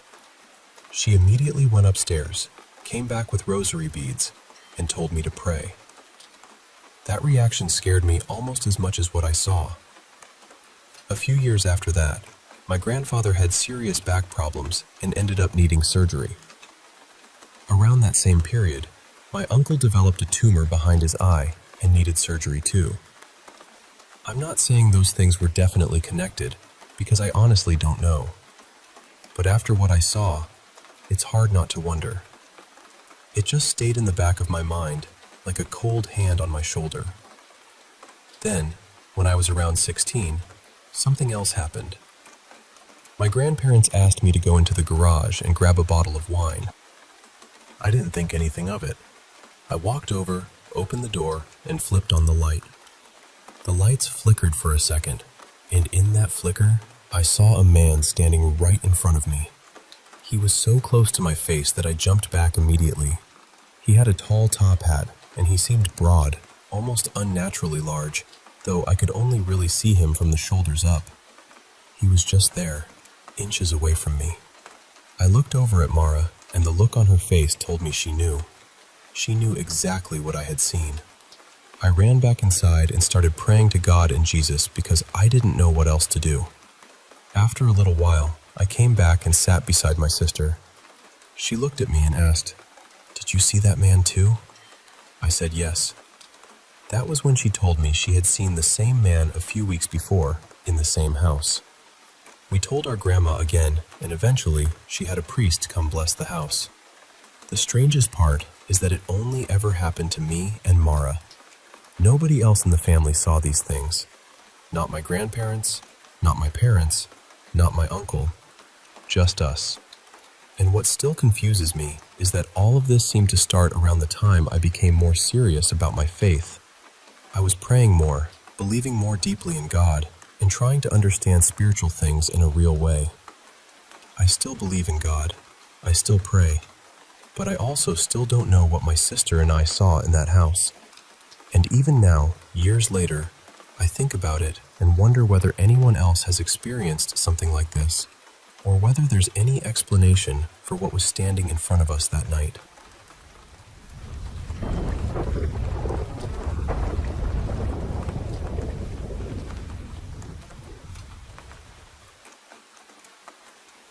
I'm going to tell you something that still feels difficult to say out loud.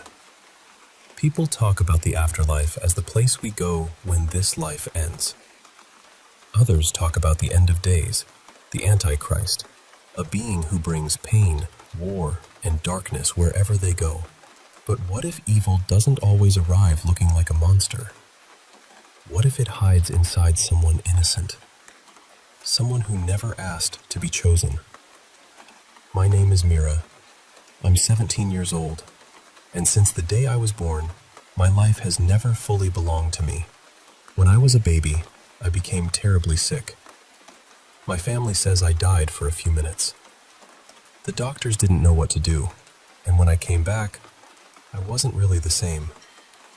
I could breathe, but I couldn't walk. I couldn't speak.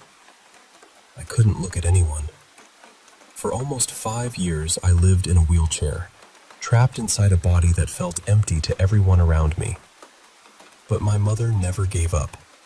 She took me to hospitals, churches, temples, healers, and rituals.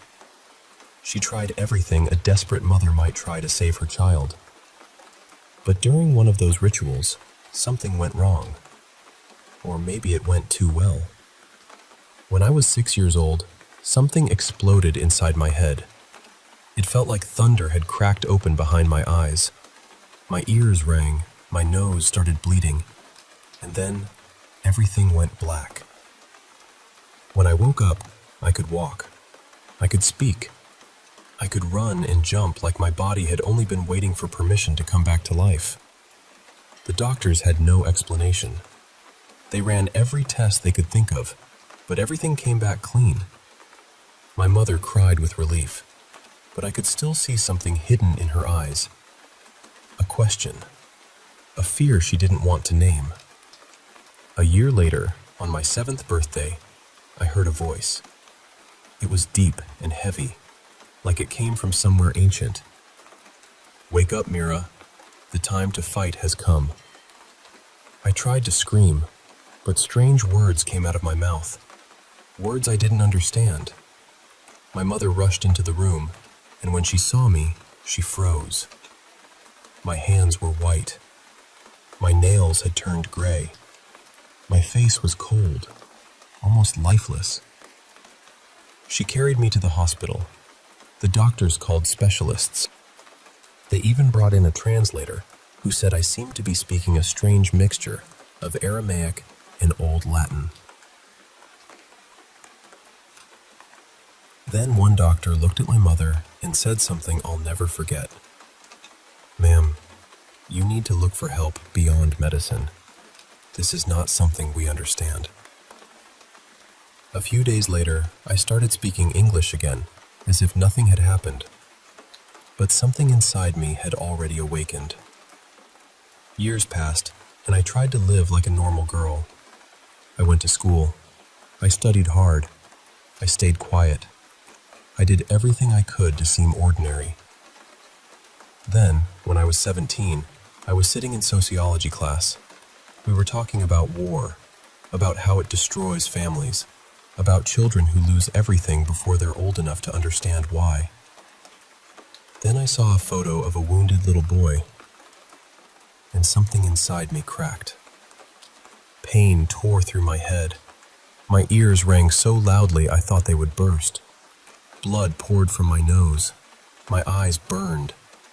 Then I felt something enormous and dark moving inside my chest. The voice came back. It is time.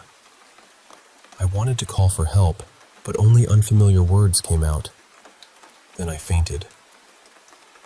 When I woke up, I was in a hospital bed. I was speaking, but no one understood me. No one except an older man who entered the room with a strange calmness. He looked like a priest, but not exactly. He read my medical history. He listened to the words coming from my mouth. Then he turned to my mother and said, "Your daughter is not possessed in the way you think. She is a bridge." My mother didn't understand. So he continued.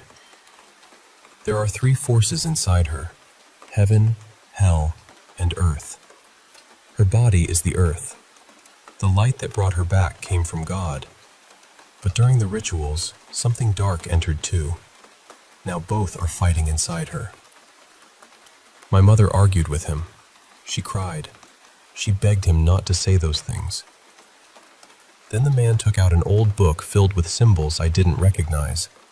And for the first time, I saw my mother look at me with real fear. Not fear of me, fear for me. Not long after that, they told me I had to go to Rome. They said the Vatican would become my new home. I didn't want to leave. I didn't want to abandon my school, my house, my life. But everyone spoke as though there was no choice. Maybe there wasn't. When we arrived, they brought me to a sealed chamber, cold and silent. The moment I stepped inside, something changed. The anger that sometimes burned inside me faded a little. The pain my mother carried, the pain that had somehow been feeding something in me, grew quieter. The fear around me no longer made me stronger. It only made me sad. The priest looked at me and said, "This room is not here to cure you, Mira. It is here to help you control what lives inside you." I didn't understand. So he came closer and spoke gently. When you died, a spark of God entered you. But when your family tried to save you at any cost, a shadow attached itself to that light. You are not only a girl. You are the meeting point between heaven, hell, and the human world. He told me that when I turn 33, one of those forces will fully awaken. The light or the darkness. And everything I do before then will decide whether I become salvation or destruction. So here I am. My name is Mira. I'm 17 years old. And I have 16 years left to control what lives inside me, before it controls me.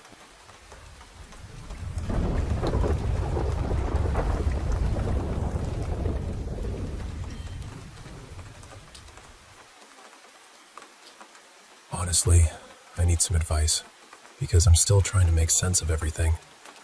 I was with my ex Clara for almost 5 years. It was one of those relationships where you think you've built something solid, something that could actually last. But during a trip, she cheated on me. She said it was just a kiss, like that somehow made it smaller. But for me, it broke something. I tried to forgive her for almost a year. I really did. I tried to convince myself that love could get past it, that maybe time would dull the pain, that I could stop replaying it in my head. But I couldn't. Every time I looked at her, there was this weight in my chest. So eventually, I ended the relationship. About a year and a half passed. I hadn't used my ChatGPT account in ages. Honestly, I had almost forgotten about it. Then one day, I logged in randomly and saw that she had still been using my account. And what made it worse was that she had been using it for things related to her and her new boyfriend, like photos and stuff like that. I got angry, so I messaged her. I think I only wanted to confront her, but then she suddenly started crying, and somehow I did too. It was strange. It felt like everything we had buried came rushing back at once. She told me she missed me, and that same day, we agreed to meet somewhere nearby. We saw each other, we talked, we kissed. It was confusing and intense, like opening a door both of us had sworn was already locked. But I told her we should talk later, calmly, and see what happened. A week later, we met again. That's when she told me she couldn't do this to her boyfriend. She said she couldn't be with me while she was still with him. And inside, I knew she was right. I didn't want to become that kind of person. I had already been hurt by cheating, and I didn't want to do the same thing to someone else, even if I didn't know him. I still have values, or at least I'm trying to hold on to them. But even after that, we kept seeing each other. For one reason or another, we kept talking, crossing paths, finding excuses. Then one day, I got fed up. I brought her some things of hers that I still had, left them with her, and we agreed not to talk or see each other anymore. A couple of days later, I left the gym and passed near her university. She came up to me like nothing had happened and said, "Give me luck." I asked her, "Isn't your boyfriend here?" She said yes, that he was probably in the classroom. His classroom was close to the entrance, maybe only a few meters away. So he was right there, almost within sight, and he had no idea. She asked me for luck for her exams. Like an idiot, I said okay. She scratched my hands, because apparently that was supposed to bring luck. And then, being even more foolish, I told her she had to give it back to me later. That's how we ended up seeing each other again that Sunday. We met at a park. We hugged, talked for a while, and then out of nowhere, she started crying. By then, we had already seen each other several times over those 2 weeks.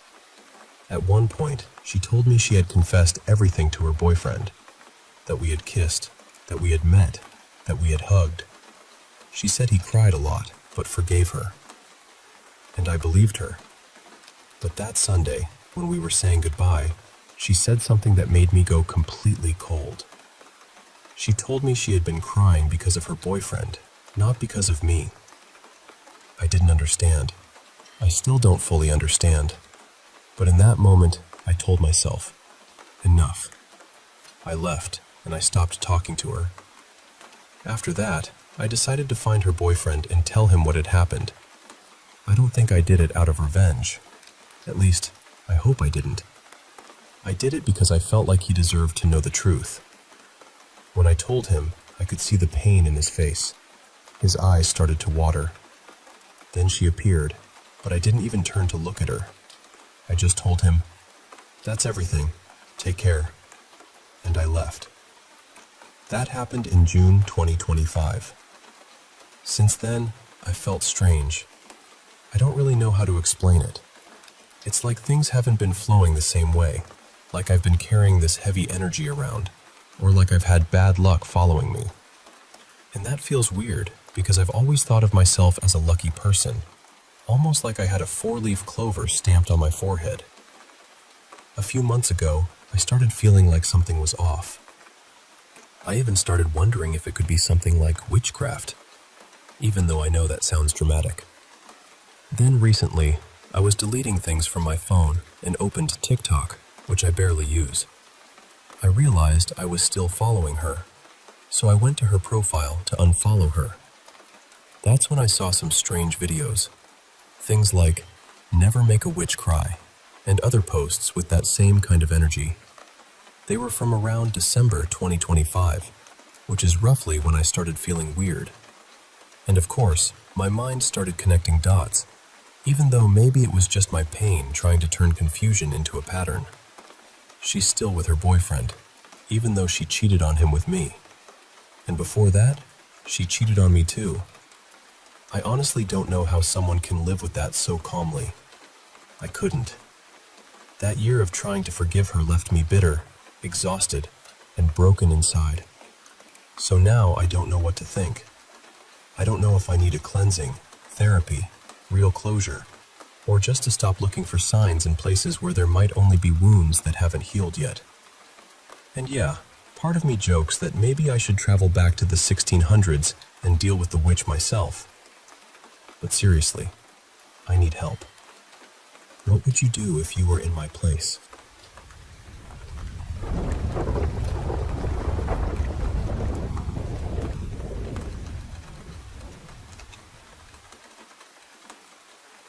I'm 17, and I live in India. I'm sharing this because something that happened a little over a week ago has been weighing on me in a way I can't shake. My grandfather, Dadaji, passed away at home on the 3rd of March. I still remember standing near him afterward, staring at his face, feeling completely shattered inside. But the strange part was that I couldn't cry. It was like all the grief was there, heavy and sharp, but my body just stayed still. In our family, there was a final ritual where we bathed the body before the funeral. I was there in the room while everyone was gathered around him. It was quiet, crowded, and yet everything felt far away, like I was hearing and seeing it all through a wall. And then I noticed something I still can't explain. His eyes moved. At first, I told myself I must have imagined it.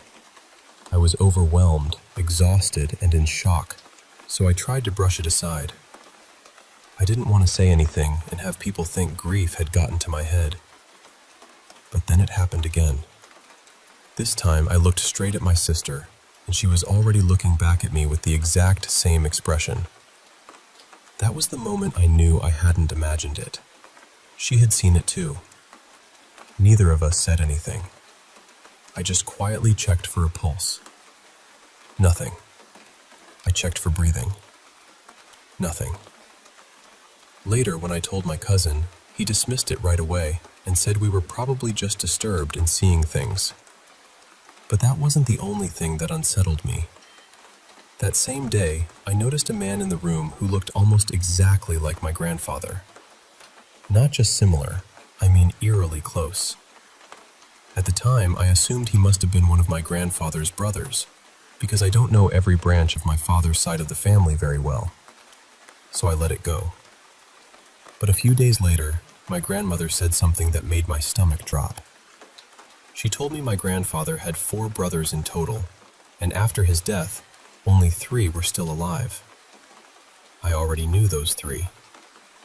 So I asked her about the man I had seen. She looked at me and said there was no other brother, no 4th man, no one in the family who matched the person I described. And that's when everything started to feel wrong, because I know what I saw. And the more I think about it, the more certain I become that this man did not just resemble my grandfather. He looked almost exactly like him. Even stranger, I keep feeling like I remember little moments with him, as if I've seen him before somewhere in my life, even though that makes no sense. By the next day, I couldn't leave it alone. I started asking the elders in my family one by one. Every single person either denied knowing anything or tried to avoid the conversation in this strange, uncomfortable way. Nobody wanted to talk about him. It felt less like confusion and more like silence on purpose. Then later, the same cousin I had told suggested I look through my grandfather's brother's old diaries and photo albums. He's the kind of man who records everything: photos, notes, albums, memories. He isn't exactly strict, but he's never been especially warm either. When I asked him for the diaries, he refused. When I asked for the photo albums, he refused again. I finally made an excuse and said my father needed an old picture of his brother for a ritual, and that I'd search for it myself. After some hesitation, he agreed. I took the album to my room and started going through it carefully. At first, everything looked normal, just family photographs, old gatherings, familiar faces. But then I noticed some strange pictures mixed in. Random corners, unfamiliar places, odd angles that didn't seem important enough to photograph. I kept turning pages, looking for anything unusual. That unsettled me more than I want to admit. At the very end of the album, I found a faded photograph of 6 little children playing together. I didn't recognize most of them, but one of the children looked so much like my grandfather as a boy that I felt sure it was him. I wanted to take a picture of it, but my phone had died. So I left the album there for a moment and went to get my mother's phone. When I came back, my grandfather's brother was already walking away with the album in his hands. I told him I wasn't finished. I said it more than once, but he just kept smiling at me all day in this way that felt playful on the surface and mocking underneath. He never gave it back. There's something else I should say, because maybe it matters. My family has a history of things happening that no one really knows how to explain. My little sister, who is only 6, sometimes wakes up in the middle of the night screaming at nothing. She talks in nonsense words, cries like she's terrified, and then goes back to sleep as if nothing happened. In the morning, she's completely normal. We took her to a doctor, and they found nothing wrong. Later, someone spiritual told us she was being disturbed by my late grandmother, my grandfather's first wife, who died by suicide many years ago. There have been other incidents too. Too many, honestly. So now I'm left with all of this in my head. The movement in my grandfather's eyes. The man who looked exactly like him. The faded photo of 6 children. The missing pictures from the album. The way my family shuts down every time I ask. I still don't know who that man was. I don't know whether only my sister and I noticed something strange that day, or whether others saw it and chose to stay quiet. I don't know who the other children in that photograph were. And sometimes, late at night, I wonder whether I'm chasing something real, or whether grief has simply opened a door in my mind that I can't close.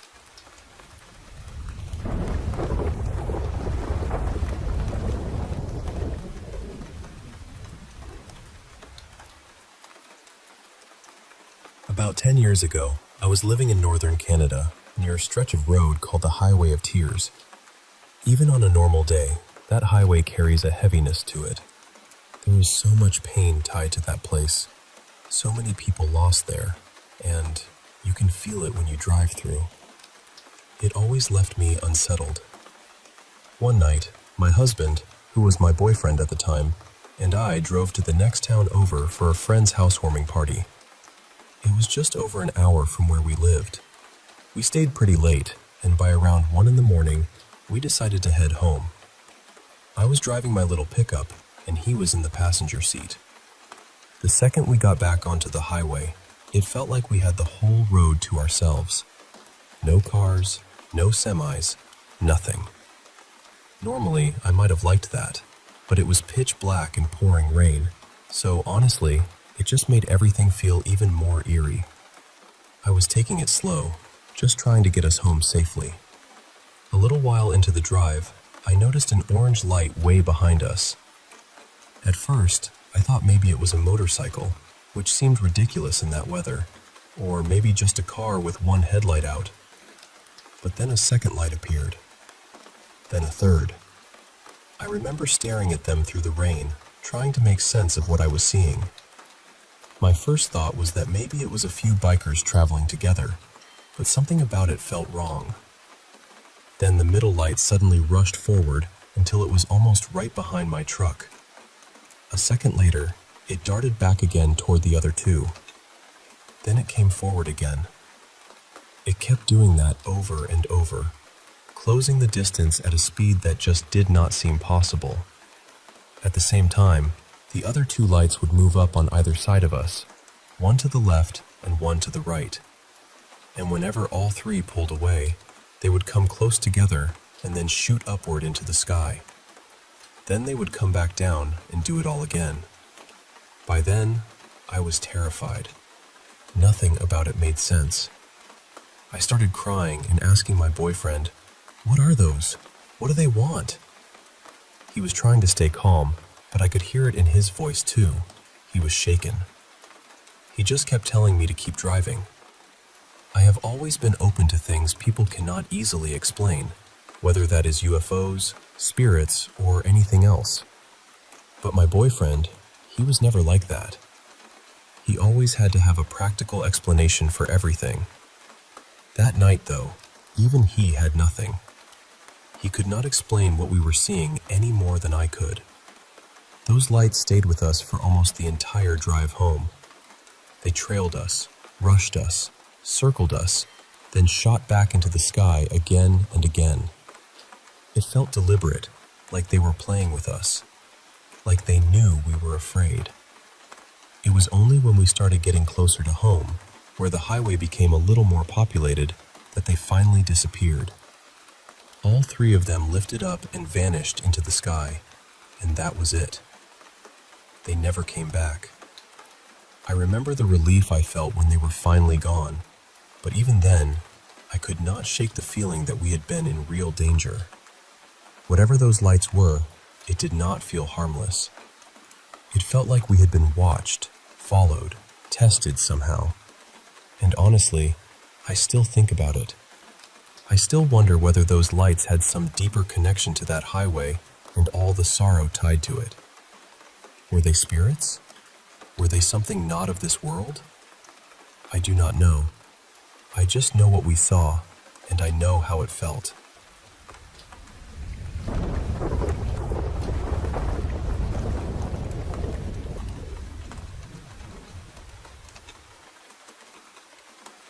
So this happened the year I graduated high school.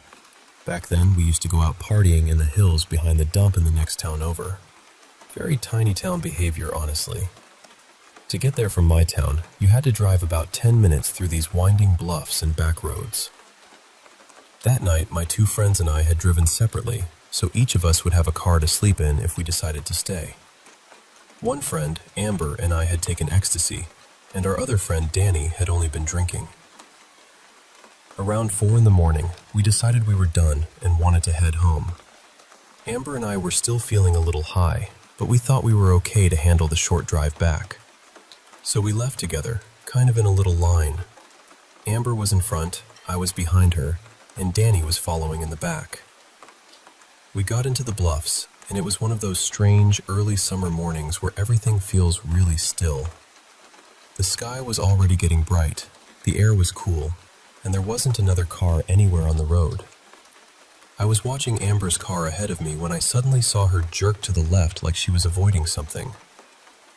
Then I saw it too. There was this older man standing right in the road. He looked rough, kind of dirty, almost homeless, which was already unusual for that area. He was pushing a shopping cart, and there was a big blue tarp draped over it. I swerved into the other lane to miss him, just like Amber had. And even in the moment, I remember thinking, what on earth is he doing out here? People just didn't walk around those roads, especially not at that hour, and especially not someone like that. But I was tired, and still a little out of it, so I kind of let it go. I just thought, well, that was weird. Then we all got home, and a little while later Danny texted me and asked, "Why did you and Amber swerve like that?" I remember staring at my phone, completely confused. I wrote back, "What do you mean, why? Did you not see the old man with the cart in the middle of the road?" And she said no. She said she didn't see anyone, nothing at all. That's when the whole thing got under my skin. So I messaged Amber, and before I could even explain, she asked me, "You saw that old guy with the shopping cart and the blue tarp too, right?" Same description, same place, same exact thing. To this day, I still don't know what to make of it. Amber and I had both taken something, so sure, maybe that had something to do with it. We had hallucinated before while rolling, but never the same thing, at the same time, in that kind of detail. Not before then, and not ever again after that. And honestly, that's the part that has stayed with me. Not just that I saw him, but that Amber saw him too, and Danny saw absolutely nothing.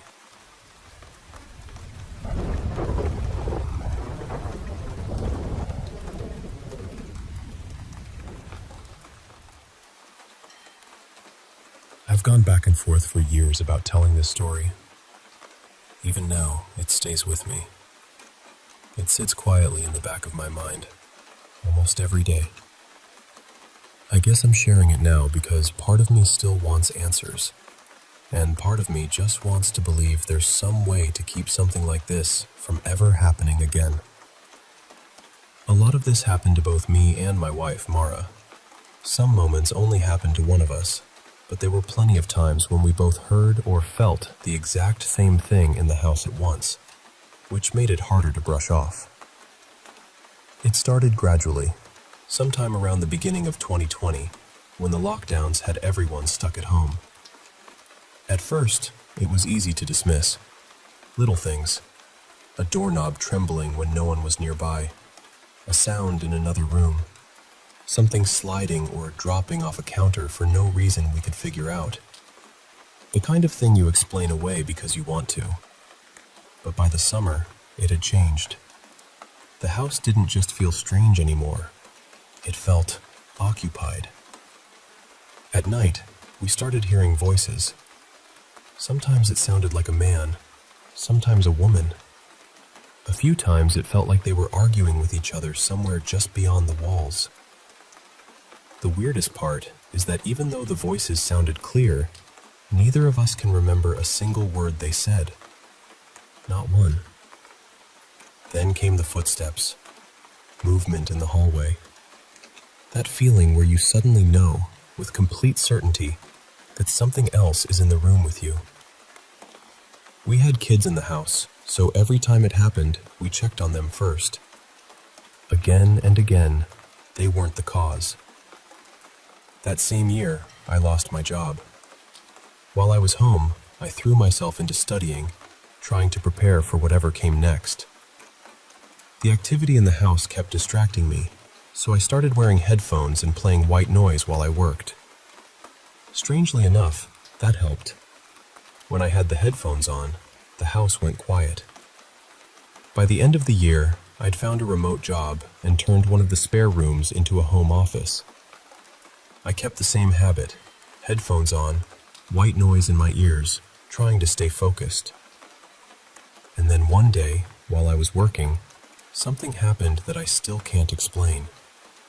I looked up, and for maybe a second, maybe less, I saw two beings standing in the room, facing me, staring directly at me.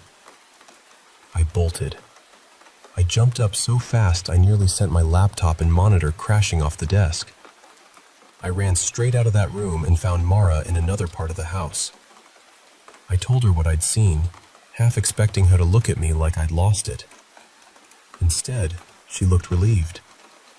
She told me she'd seen them too before, but never said anything because she thought maybe she was imagining it. I didn't get a long look, but I remember enough. They were human-shaped, roughly our height, but they were not human. Their faces reminded me of hairless animals, almost like a cat, maybe a dog, but wrong in a way that's hard to put into words. One had skin so dark it looked nearly black. The other was more of a charcoal gray. Their eyes were the part that hit me hardest. They didn't glow, but they stood out sharply, like they didn't belong on the faces they were set in. We went through the house praying, sprinkling both through every room and around the property. For a little while, it worked. The house became still. No voices. No strange noises. No pressure in the air. We finally breathed again. But it didn't last. Not long after that, my brother died unexpectedly. That loss cracked something open in all of us. I still miss him. I probably always will. I only mention him because of what happened next. One night, before bed, we heard the voices again. Sometime later, I woke up because I felt movement beside me. It felt like Mara had rolled toward me and leaned over, almost like she was reaching across the bed. But then the weight settled onto me, and it kept getting heavier. My wife is small. What I felt on top of me was not small. It was crushing. It pressed me deeper and deeper into the mattress.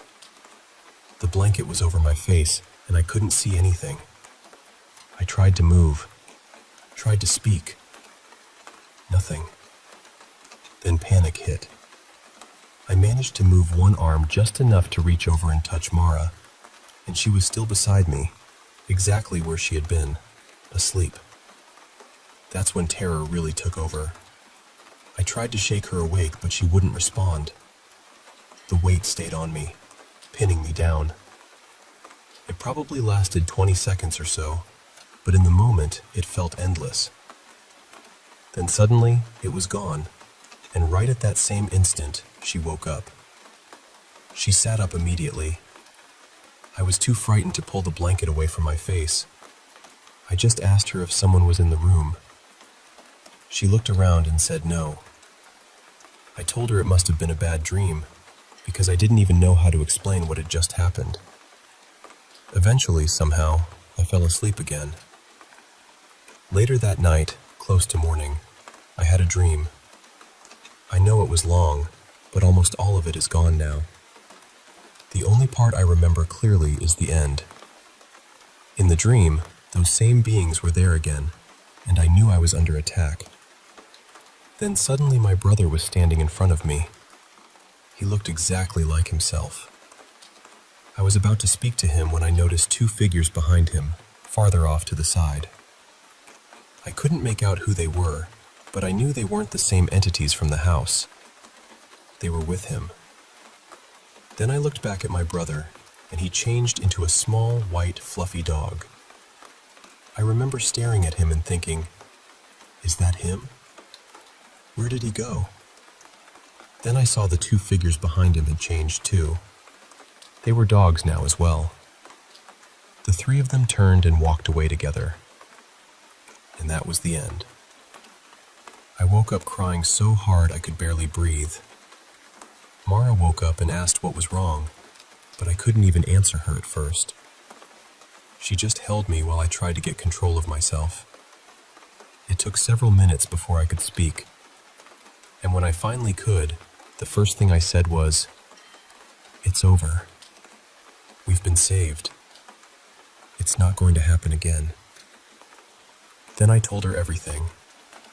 The pressure on my chest, the dream, my brother. From that moment on, it all stopped. No more voices. No more footsteps. No more strange movement in the house. No more presence. Nothing. It took me a long time to understand one part of it. More than a year, actually. I kept wondering why my brother had appeared as that little white dog. Then it hit me. My brother was incredible with kids. He loved making them laugh. One of the silly things he used to do all the time was bark like a little dog. He'd make this playful "arf" sound whenever he walked into a room, and the kids would burst out laughing. He did it so often that some of them even started calling him by it. When I remembered that, something in me settled. I think that was his way of saying hello to me one last time. Or maybe goodbye. Maybe both. I still think about that night all the time. It's been years now, and it hasn't left me. We feel deeply grateful, because whatever was happening in that house was getting worse. It wasn't staying in the shadows anymore. It was starting to feel physical, and that's the part that still chills me. What I still don't know is this. How can I be sure something like that won't ever happen again? And if it does, would we be protected the same way? I don't pretend to know what those beings were. I only know what we lived through, what we saw, and how suddenly it all ended after my brother came to me that night. That's the story.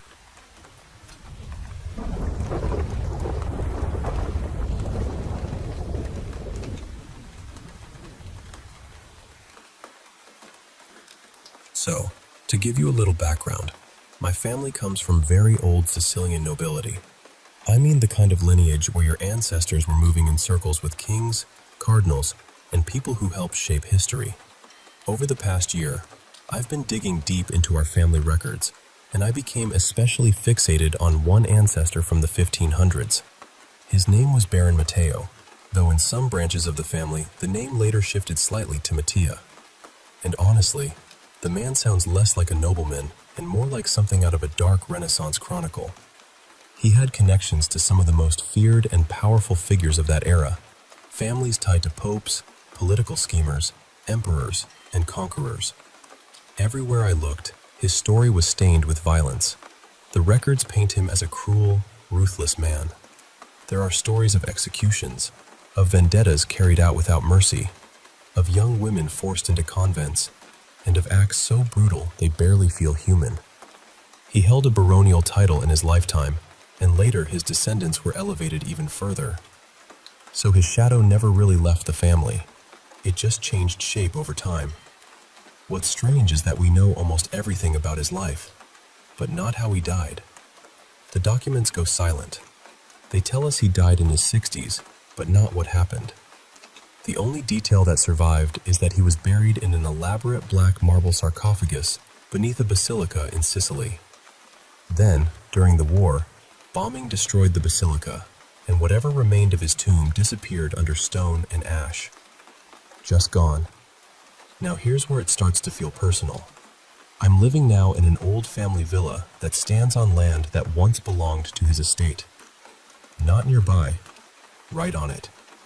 A little over 3 weeks ago, I woke up in the middle of the night. My bedroom door had been locked before I went to sleep. I'm absolutely certain of that. I couldn't move, which made me think it was sleep paralysis, but my mind felt completely awake. I could see the room clearly. And then I watched the door slowly open. A man stepped inside. He wasn't enormous, maybe around average height, but there was something commanding about him. He was dressed in full 16th century noble clothing, dark fabric, a sword at his side, gloves on his hands. The gloves looked wet with blood. His skin was pale in a way that didn't look alive, and his eyes, that's the part I can't shake. They were white. No pupils, no expression I could read, just these empty, staring eyes. He came to the bed, put one hand on the post, and stood there looking down at me. I was terrified. I couldn't even breathe properly. And then he spoke to me in an old Sicilian dialect, the kind you don't hear now except in fragments. What I understood was this: you know my story. You carry my blood. I am still here, beneath the ruins. You, who have listened to me, must find me. I am waiting. I shut my eyes. When I opened them again, he was gone. The room was still. I could move. And I told myself it had to be a nightmare, or stress, or my own mind turning family history into something monstrous. But it didn't stop. It's happened every night for 22 nights. And there are two things that really shook me. The first is the portrait. I had never seen an image of him before because hardly any survive. Then recently, a regional archive sent me a scan of an uncatalogued portrait they had found. The second I opened it, I felt sick. It was him. The same face, the same features, the same man I'd seen standing at the foot of my bed. I had no way of knowing what he looked like. So now I'm stuck with this feeling that something is trying to close a circle through me. Part of me thinks I've just immersed myself so deeply in this man's history that my mind has started turning it into visions. But another part of me feels, very honestly, like he is asking not to be remembered, but to be found. And I don't know what to do with that. I don't know whether this is grief reaching backward through blood, obsession turning into fear, or something I can't explain at all. I just know I haven't felt at peace since it began.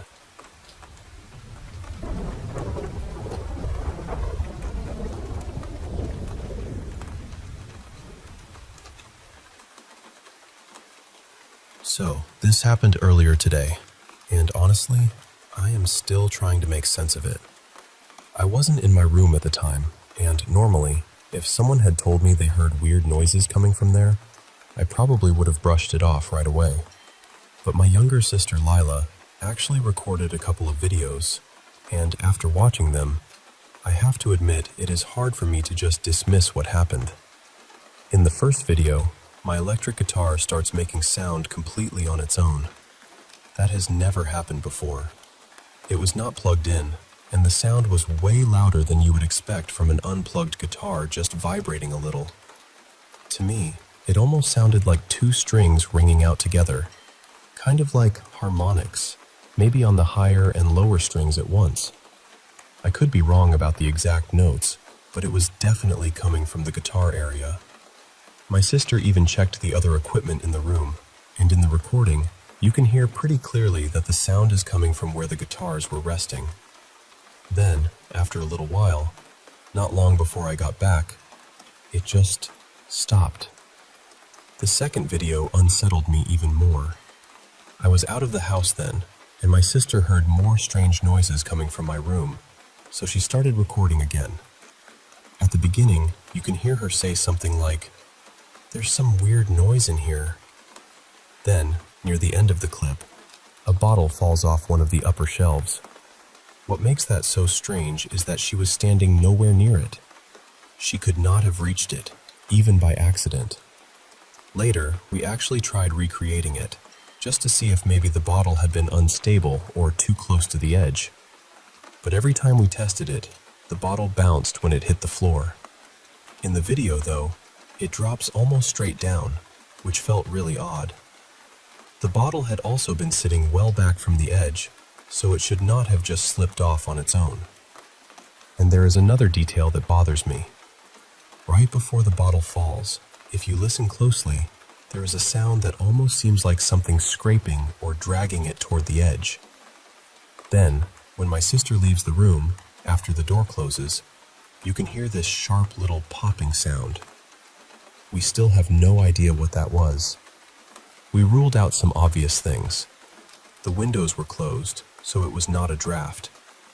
Nobody was moving around in the other rooms at that moment, and there were no vibrations that we noticed.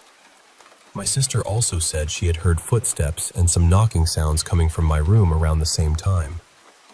There is another video of that too, though that one is less convincing because the sound could maybe have come from somewhere else.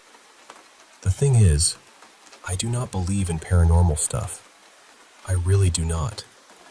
I want there to be a normal explanation for all of this. But because it all happened on the same day, and because the videos make it harder to shrug off, I have to admit it left me feeling uneasy in my own room.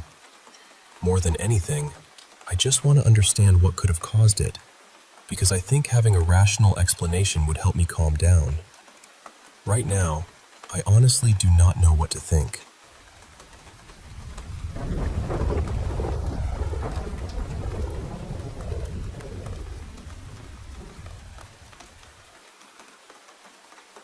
Hey, I wanted to share something that's been bothering me for a while, because I honestly do not know what to make of it. I'm in my teens, and I live with my family in a quiet little village just outside Vienna, Austria. It's the kind of place where not much usually happens. There's one main road, and along it are a few narrow lanes with houses tucked away. Our home is on the very last lane, so it feels even more isolated, especially at night. We've been living in this house for a little over 2 years now. It has 3 levels, plus an attic above the top floor. The attic is one of those places nobody really goes unless there's a reason. It's cold, dusty, and full of old things left behind by the people who lived here before us. Mostly boxes, bits of wood, and random storage. There are no windows up there, just a light switch and an old sink that doesn't even work anymore. As far as we can tell, there isn't any obvious way for animals to get in. We've checked for gaps and openings, and we've even put things in place to keep pests away, so that explanation never really felt convincing. What unsettles me is that every so often, when someone is near the attic or standing in the hallway below it, we hear strange noises coming from up there. Sometimes it sounds like footsteps, or something being dragged lightly across the floor. Other times it's scratching. A few times, though, it has sounded like crying, or soft sobbing. And what really gets to me is that once in a while it almost sounds like whispering. Not just vague noise, but actual words, like someone is speaking too quietly to fully make out. It's not constant, and that almost makes it worse, because it happens just often enough to stay in your head. My sister has heard it too, so I know I'm not imagining it. And every time it happens, it seems tied to that attic area somehow. Whenever we check the rest of the house, everything feels completely normal. Nothing is out of place, nothing looks damaged, and there's never any clear sign of what could have caused it. It's quiet right now, and maybe that should make me feel better, but honestly, it doesn't. It just leaves me wondering what we've been hearing all this time. So I guess I'm asking whether anyone else has ever dealt with something like this in a house. Could an attic somehow create noises that sound eerily human, like whispers or voices? Could it be the structure, airflow, pipes, wood settling, or something else entirely? I'd really appreciate any serious thoughts, because I'm genuinely curious, and, if I'm being honest, a little frightened too.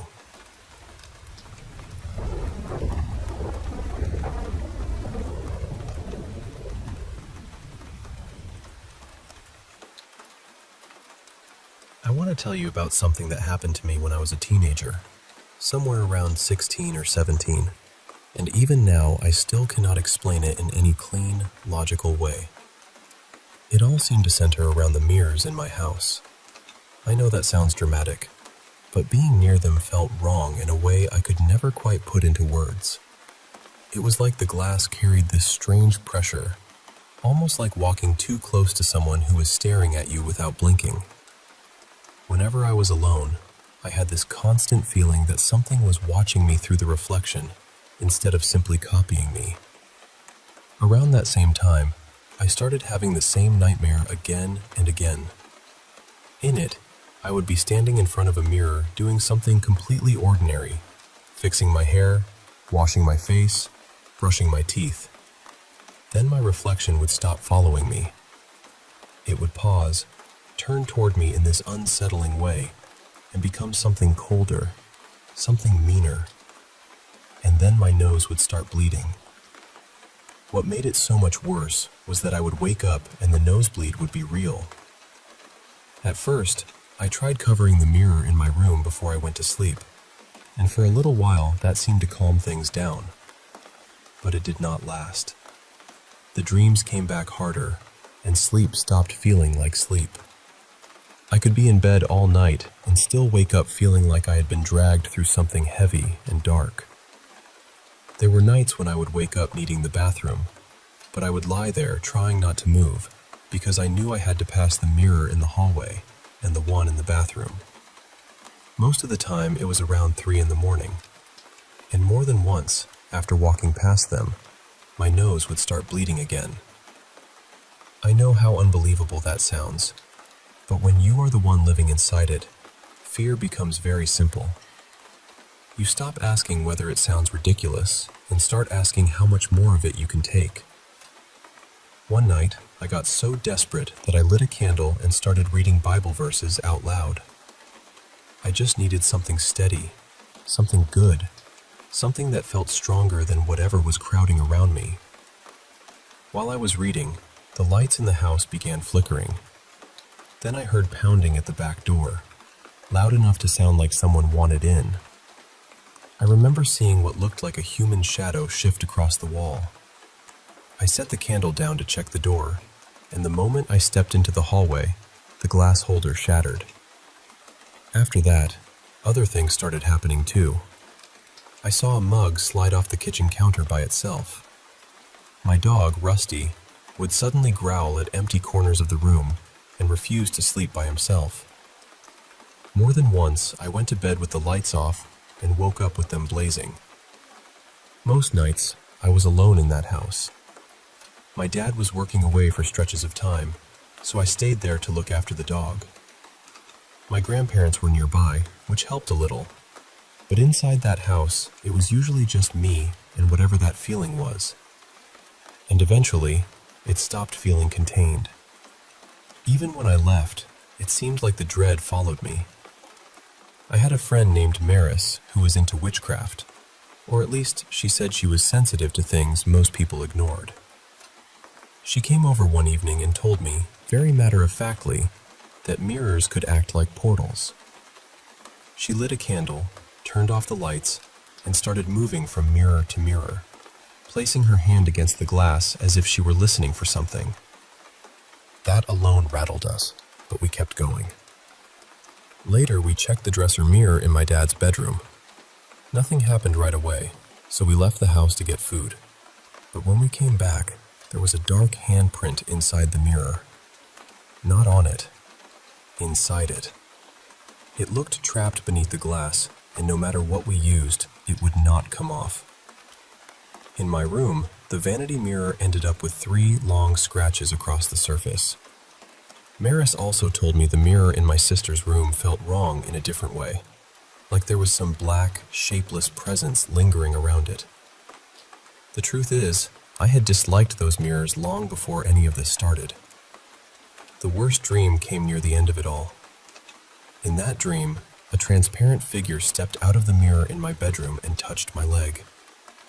It spoke in my own voice. That was the part that really got to me. Not loud, not monstrous, just familiar. It said, "Let me in." I remember feeling too exhausted to even scream. In the dream, I just kept thinking, "No, no, no." Then it said, "That's all right.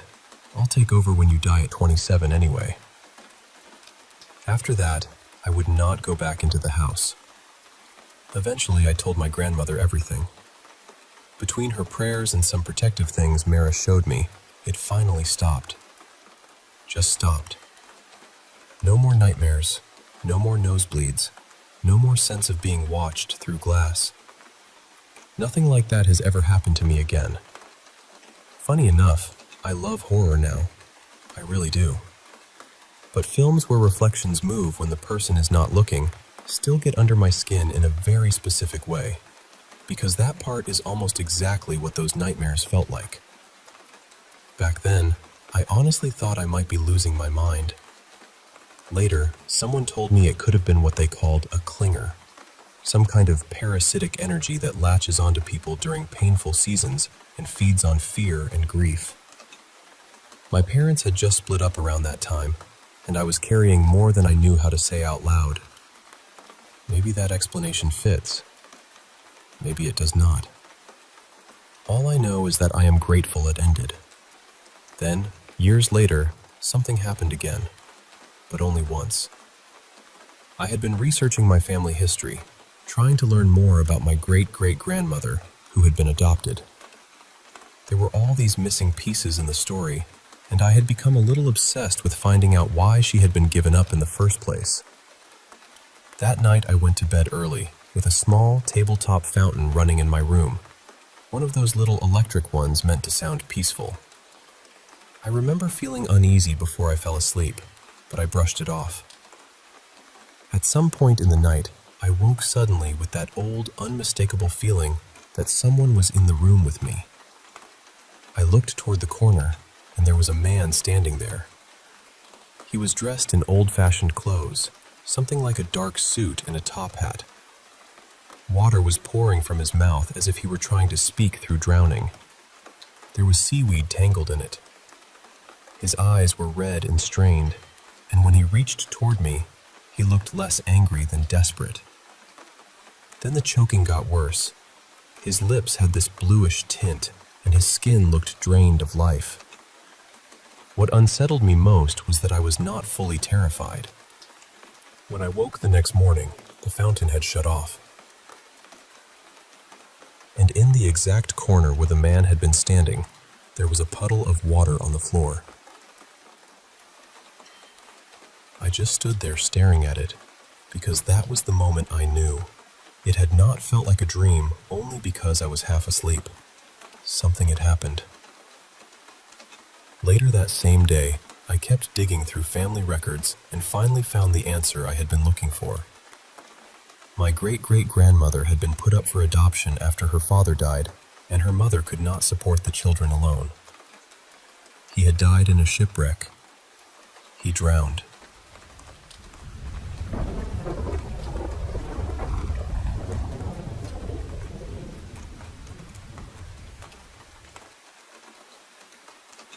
should probably start with a little context. I'm Mexican, but growing up, my family never really did much for Dia de Muertos. That only changed after I moved in with my partner around 2022. That was when we began putting up an altar every year for the people and pets we've lost. If you're not familiar with the tradition, every year around November 1st, many families in Mexico make altars to honor loved ones who've passed away. We place their photos there, along with candles, flowers, and foods they loved most. The idea, at least the way I've always understood it, is that for a brief window, their spirits can come back, visit us, enjoy what we've prepared, and rest with us for a little while before that doorway closes again. I know that's a simplified way of putting it, but that's the feeling of it. On my altar, I always include a few very important souls. One is my aunt on my dad's side. Another is one of my old dogs. But the person at the center of this story is my grandfather, my dad's father. He died when I was very young, so I barely knew him. And still, for as long as I can remember, I've carried this quiet feeling that he's looked after me somehow, protected me, kept me safe, sent me a little luck when I needed it. I know that may sound like magical thinking, especially since we were never close, but it's just something I've always felt in my bones. The first year I ever helped set up an altar, I was sitting alone in the apartment that evening. It was November 1st, and the place was quiet. Then, out of nowhere, I heard bubble wrap start popping by itself. My partner had left a sheet of it nearby, untouched. No one was near it. It was strange enough that I immediately noticed. At first, I thought maybe it could have been my aunt. She had Down syndrome, and something about the randomness and playfulness of it made me think of her. Later, I told my dad what happened, and without missing a beat, he said, "That was probably your grandfather." I asked him why, and he told me his dad loved popping bubble wrap so much that, when he was a kid, they'd sometimes hide it from him because he couldn't resist it. I had never heard that story before. No one had ever told me that. So hearing it shook me a little. Then, years later, sometime in 2025, my dad told me more about who his father really was. Not just the version people soften with time, but the harder truth. He told me my grandfather had been dishonest, that he'd conned people, stolen from them, lied, and hurt my grandmother in ways that left deep marks. It changed the picture I had of him, or at least complicated it. That same Dia de Muertos season, the night I placed his photo on the altar again, I had a dream that I still can't fully explain.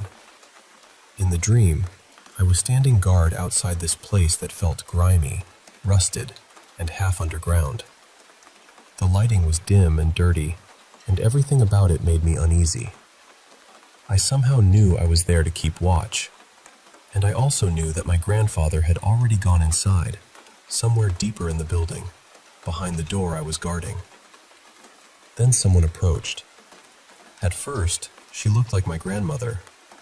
She acted like my grandmother too, calm and casual, like she belonged there and had every right to go in. She said she had something to take care of inside, just a quick errand, nothing important. But the second I looked at her, I felt this deep, instant distrust. Not confusion, not hesitation, certainty. I knew, somehow, that it wasn't her. That's when I shoved her back and held my ground.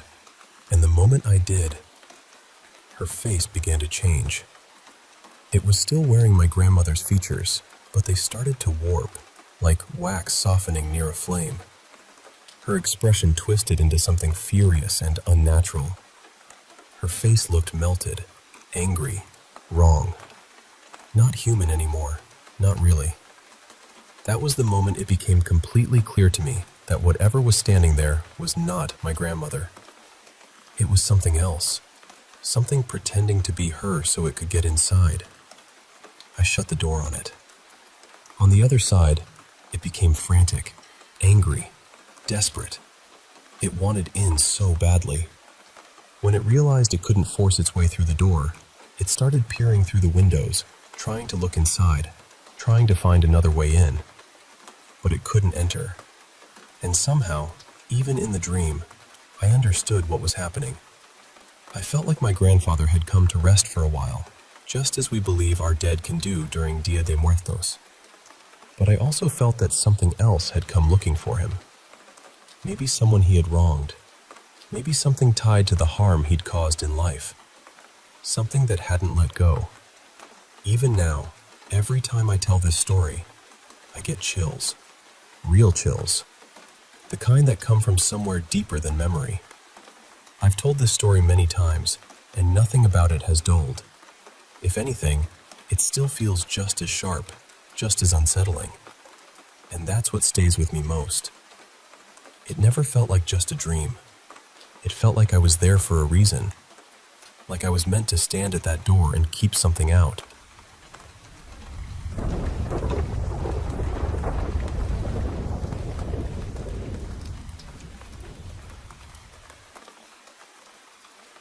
You know, this happened a little over 6 years ago, back when I was living abroad.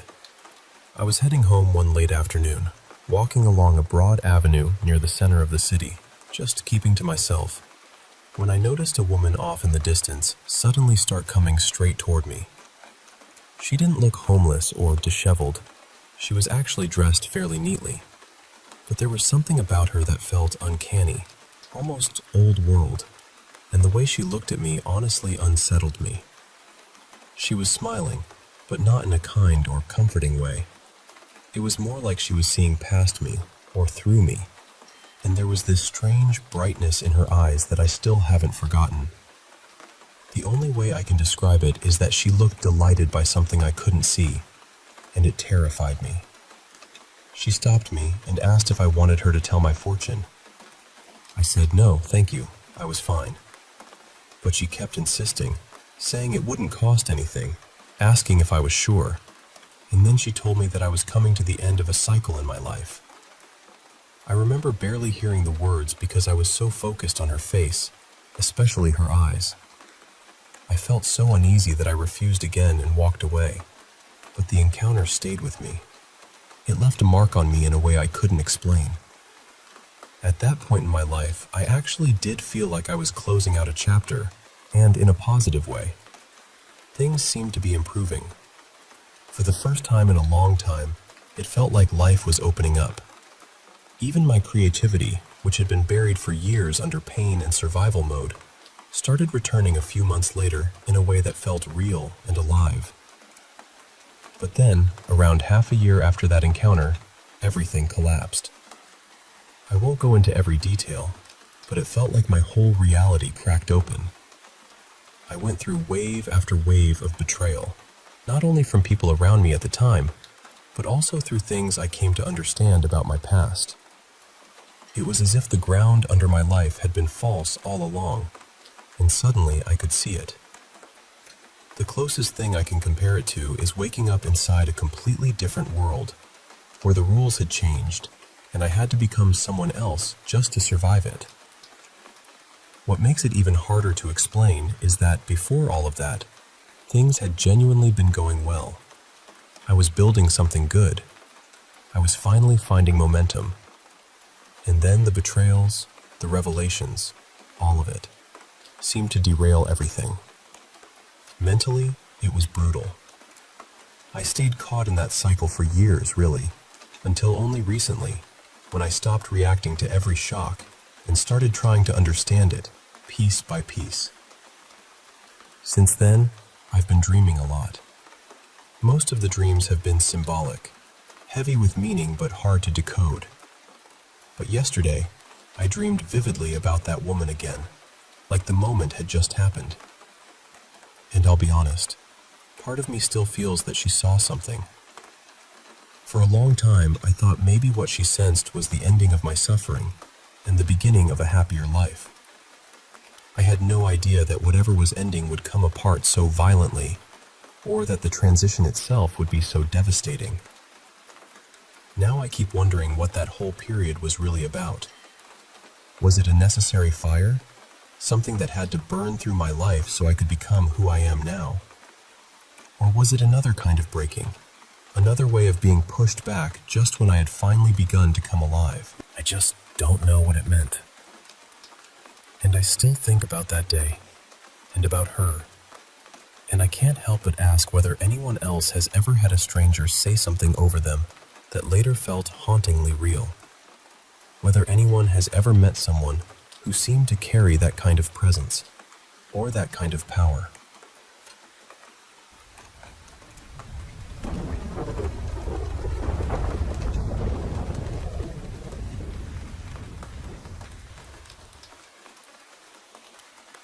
I used to work the late shift at a hotel in a mid-sized city in Bavaria, usually from about 2 in the afternoon until 11:30 at night, so most of the job was just checking people in.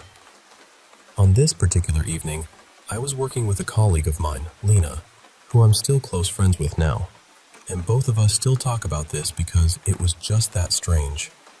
It was probably around 6:30, so the busiest part of check-in had already passed. We only had a few arrivals left, which meant Lena and I were mostly standing at reception chatting and enjoying one of those rare quiet stretches. Then this family of 3 walked in, a mother, a father, and their son. And I know this sounds odd, but they looked almost unreal in how perfectly they matched these familiar types. The father was really tall and thin, bald, wearing hiking sandals and carrying this huge travel backpack. The mother was shorter, blonde, very put together, with the kind of look that instantly reminded me of a festival postcard version of Bavaria. And their son, maybe 8 or 9 years old, had such a generic little face that he almost didn't seem real at first glance, like someone had designed him to be child in a game. The moment they entered the lobby, the whole atmosphere shifted. It was immediate. Before that, Lena and I had been relaxed and joking around, and then, suddenly we both straightened up without even thinking about it. The family seemed deeply tense, not angry exactly, just stiff and silent in a way that made the whole room feel off.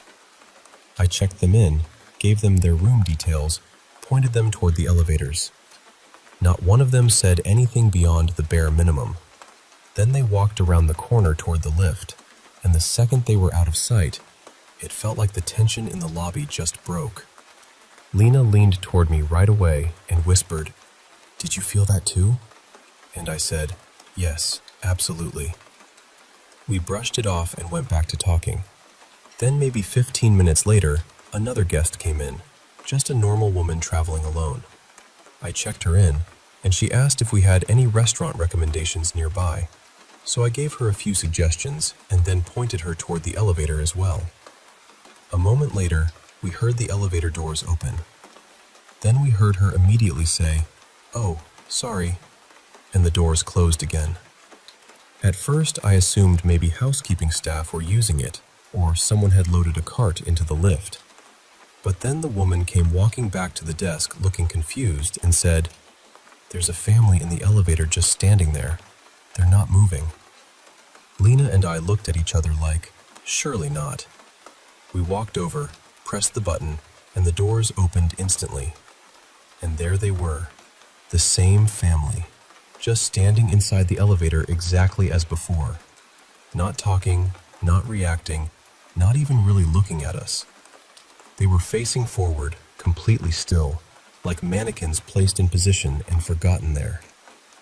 We just stood there for a second, probably 3 seconds, maybe less, but it felt longer. Then Lena finally said, very carefully, "Are you all right?" And it was like someone had switched them back on. They all softened at once. The mother smiled politely, like this was the most normal thing in the world, and said, "Yes, we're fine, thank you." Then the father calmly pressed the button for their floor. That was it. No explanation, no embarrassment, nothing. We waited for the elevator to go up, called it back down, and sent the other guest on her way. Then Lena and I walked back to reception and just stared at each other. These 3 people, who already seemed strange from the moment they arrived, had apparently been standing motionless in that elevator for at least 10 minutes, maybe longer, doing absolutely nothing. Not talking, not checking a phone, not reacting to the world around them. just paused. It's been years now, and Lena and I still bring it up sometimes. Our friends do too whenever we see someone acting oddly in public. One friend suggested maybe they were just exhausted and zoned out after traveling, and maybe that's all it was. But I don't know. I've seen tired guests before. This felt different.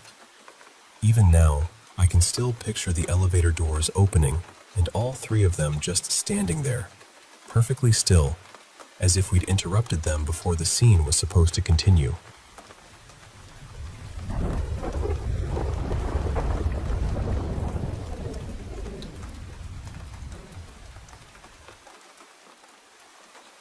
I want to tell you about something that happened to me years ago on a camping trip in British Columbia, and even now, I still can't explain it. There were 6 of us out there, deep in the woods off an old logging road. We'd all camped plenty of times before, so this wasn't new for us. And just so you know, nobody had been drinking or smoking that night. One of our friends was staying sober, so the whole trip was dry. We were sitting around the fire, just talking like usual, when my friend Mason suddenly went quiet. He lifted his head a little, like he was listening for something. Then he told us, very seriously, to stop talking and listen. And the second I paid attention, I felt it too. The forest had gone completely silent. I don't mean calmer than usual. I mean dead silent. A moment earlier, there had been frogs, birds, all the little sounds you expect in the woods at night.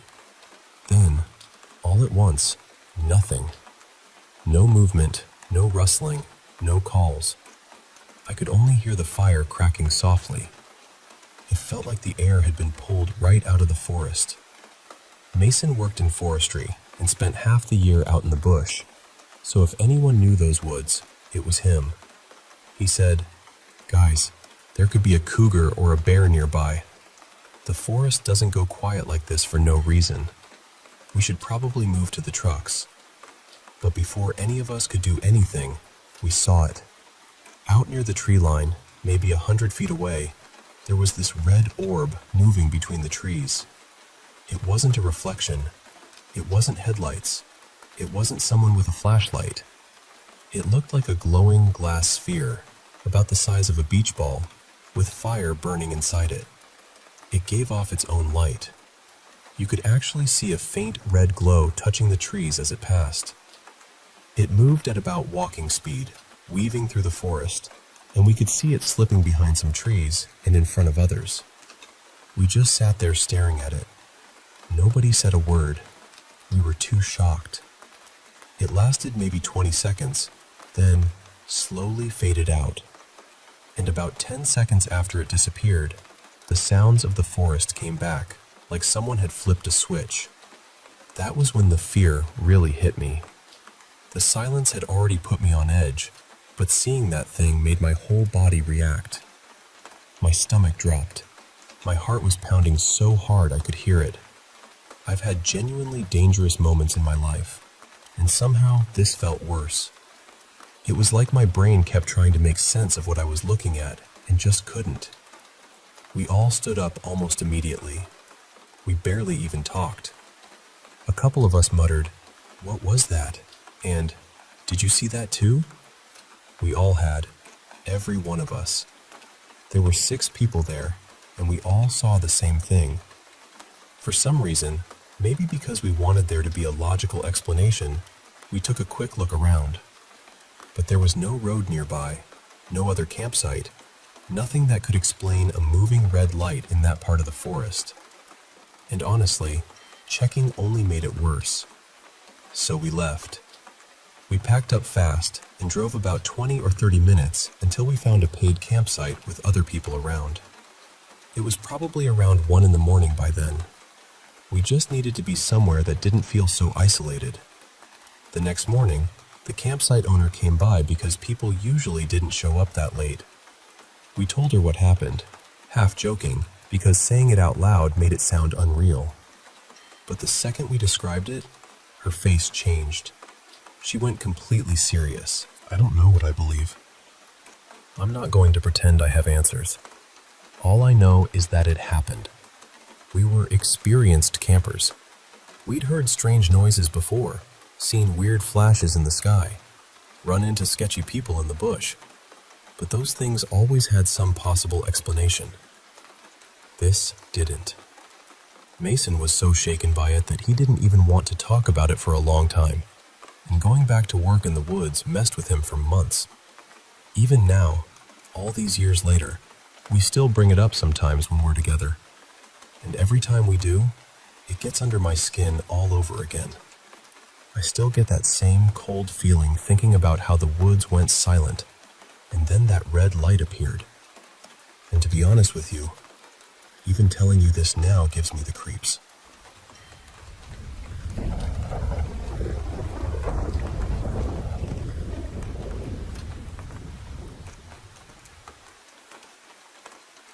Something happened to me about 4 years ago, and honestly, I still think about it sometimes late at night. I live in a house right next to a stretch of forest. The front has a big metal gate, and both sides of the property are enclosed by high walls, so the only part that really opens toward the woods is the back. I also have several dogs, all labs, all pretty big, so it's not like they scare easily. One night, sometime around midnight, I woke up because every single one of them started barking at once. But it wasn't their usual barking. It was intense, sharp, the kind of sound dogs make when they know something is wrong. At first, I figured maybe one of them had gotten left outside the gate, or there was some animal wandering too close to the house, so I got up to check. I opened the door and stepped out into the yard. It was one of those nights where the dark feels heavier than usual. When I looked to my right, I saw all my dogs grouped together, barking non-stop. They were all facing the same spot, almost like they had something cornered. At first, I couldn't tell what they were looking at. Then after a few seconds, once my eyes adjusted, I realized there was something standing in the middle of them. It had the shape of a dog, or at least something close to one. What unsettled me right away was its size. My dogs are Labradors, solid animals, and this thing was still much larger than they were, easily twice the size of one of them. And even though it was dark, I could still make out my dogs clearly enough. This thing was different.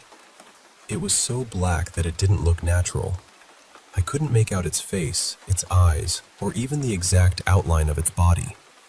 It looked less like an animal and more like a patch of shadow that had somehow taken shape. I must have made some small sound, because after a moment, it slowly raised its head and turned toward me.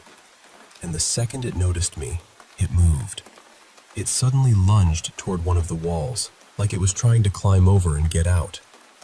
It jumped up against it, but it didn't make it over, and all the while my dogs kept barking like mad.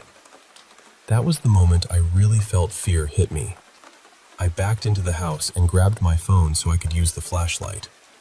But before I could step outside again, I heard my dogs tear off all at once toward the back of the property, toward the woods, barking like they were chasing whatever that thing was. Their barking got farther and farther away until it faded completely. Then everything went silent. And I mean completely silent. No insects, no leaves moving, no night sounds at all. That silence scared me even more than seeing the creature itself. I stayed inside after that and shut the door. After a while, my dogs came back on their own. None of them were hurt. No scratches, no blood, nothing. It was like they had run whatever it was back into the forest and returned. I still don't know what I saw that night. Where I'm from in Mexico, there's a well-known belief in beings called nahuales. People say they're witches who can take the form of animals and move through the night unseen. Maybe that's what it was. Or maybe it was something else entirely.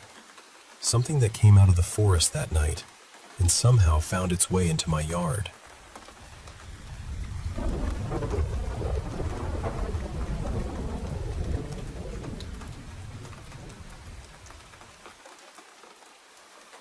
You know, the two properties I mentioned have been in my family for well over a century. Back in the early 1900s, when rural Canada was still so spread out that neighboring settlements could be a full day's horseback ride apart. It was pretty common for farmers to open their homes to travelers passing through. The original house on my parents' land sort of worked like an informal bed and breakfast for people who needed a place to rest for the night. The first strange thing my family ever talked about happened when my stepdad, who I'll call Ray, was just a kid. One night, he woke up and wandered into the living room, and there was a man standing by the wood stove. Ray said he was wearing a short-brimmed hat and looked like he was either warming himself or tending the fire. What makes it eerie is that Ray actually spoke with him for a bit, like it was completely normal, and then just went back to bed. The next morning, he found out there hadn't been any guests in the house at all that night. Later, when he described the man, the family realized he matched someone who used to stop there years before, a man who had already died. And then there's the part that honestly unsettles me the most, what I can only describe as a mimic. I really do believe there's something here that can imitate people. Too many separate people I know have had experiences with it for me to brush it off. My mom has had full conversations with what she thought was Ray, only to learn he wasn't even in the house. And the reverse has happened too. The strangest one for her was when she was trying to nap on the couch. She said Ray had been talking to her before she laid down, and even after she settled in, she could still hear him and kept responding in her head, getting more and more irritated, thinking, "Please, just let me rest for a minute." But the whole time, he was actually outside in the garage working and had never come back in. Another time, Ray was out in the backyard doing chores when he heard several hard taps on one of the windows from inside the house. He turned and saw the outline of my mom through the glass, so he went in to see what she needed. But when he got inside, she wasn't there. She hadn't been in the house for hours.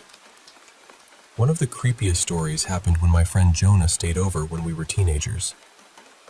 He slept on the couch under the big front window that looks out into the yard. The next morning, he looked completely rattled. He told me that during the night, he felt me shaking him awake, urgently telling him I needed to show him something. He sat up, rubbed his eyes, and realized I wasn't in the room at all. Then he looked out the window and saw what he swore was me standing out in the yard near the woodshed, maybe 100 feet away. The thing is, he had no idea about any of the stories connected to the property. He also couldn't have known that the woodshed sits almost exactly where the old guest house used to stand. If he'd gone to my room, he would have found me asleep the whole time. That's the only time I know of that whatever this is has copied me.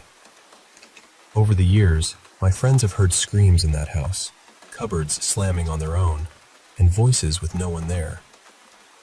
One night during a party, everyone in my family was outside while my friend Stefan went in to use the bathroom. On his way back out, the kitchen cupboard started banging shut over and over, violently. He didn't even stop to think.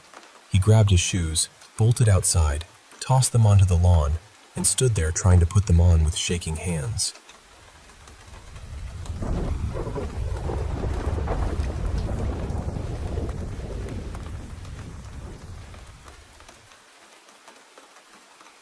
I want to tell you about a place near Woodvale, Manitoba, in Canada, where people have been seeing strange lights for years.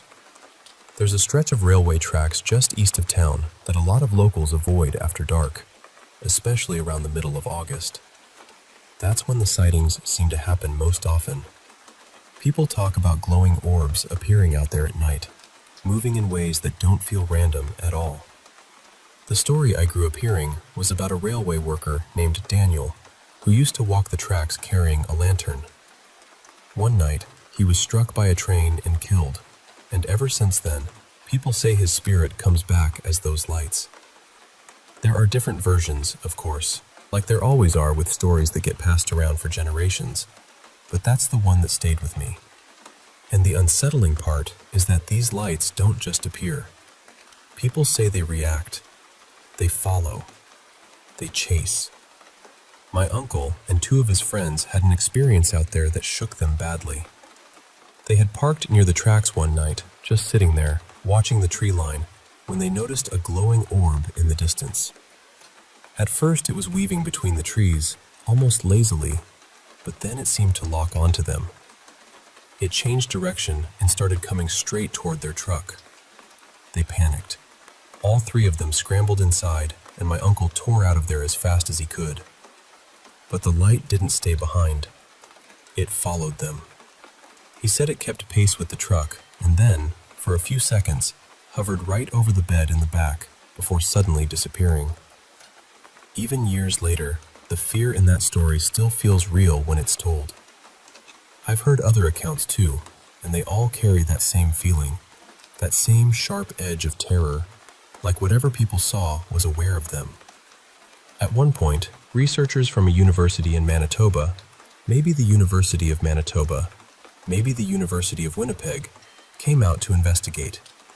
From what my family was told, they actually witnessed the lights and documented what they could. But what really stayed with people was what they found afterward.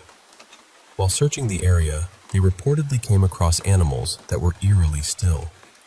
Rabbits, deer, squirrels, all motionless and unresponsive, almost as if time had stopped around them. Apparently, a report was written, and locals talked about it for years, but it's no longer something anyone seems able to track down. All of that already would have been enough to stay with me, but there's one more story, and this one happened at my parents' home. One evening, they were in the living room watching TV.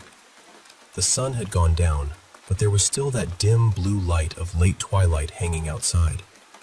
From where they were sitting, they could see into the kitchen, and the kitchen window looked out over the backyard. Then, this orange orb came drifting in from outside.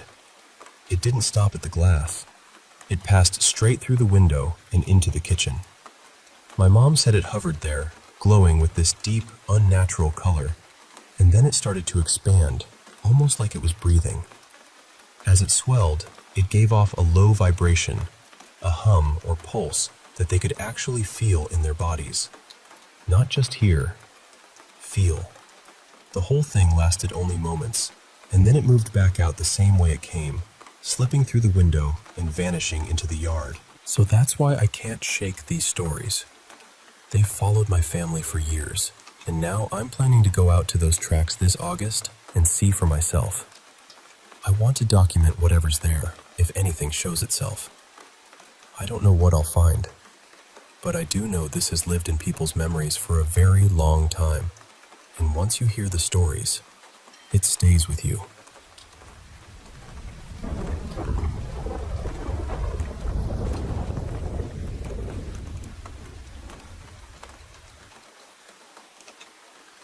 I had a really unsettling dream out of nowhere, and honestly, it shook me more than I expected. I do not dream very often, and when I do, it usually feels like one of two things. Either it is showing me something I need to reflect on and heal, or it turns into a nightmare. But this felt different from the usual kind of bad dream. It stayed with me. I have always believed in spirits and energies, especially the kind that feel heavy or low. Just the day before this happened, I had learned how to properly ground myself, and for the first time I had a meditation that felt truly calm and deep. I have never really felt like my house was haunted or anything like that. I have never seen shadows or had some obvious experience that made me think something was trying to scare me. But I will say this, I have always felt strangely uneasy in the bathroom, especially when taking a bath. I usually brushed it off as regular anxiety. The dream itself was actually simple, which somehow made it even creepier. I was on the balcony, playing hide and seek with my cats, and there were a few unfamiliar men there too, people I had never seen before. Then I looked toward the balcony door and suddenly something rushed in. It looked almost human, but not fully. It came straight through me.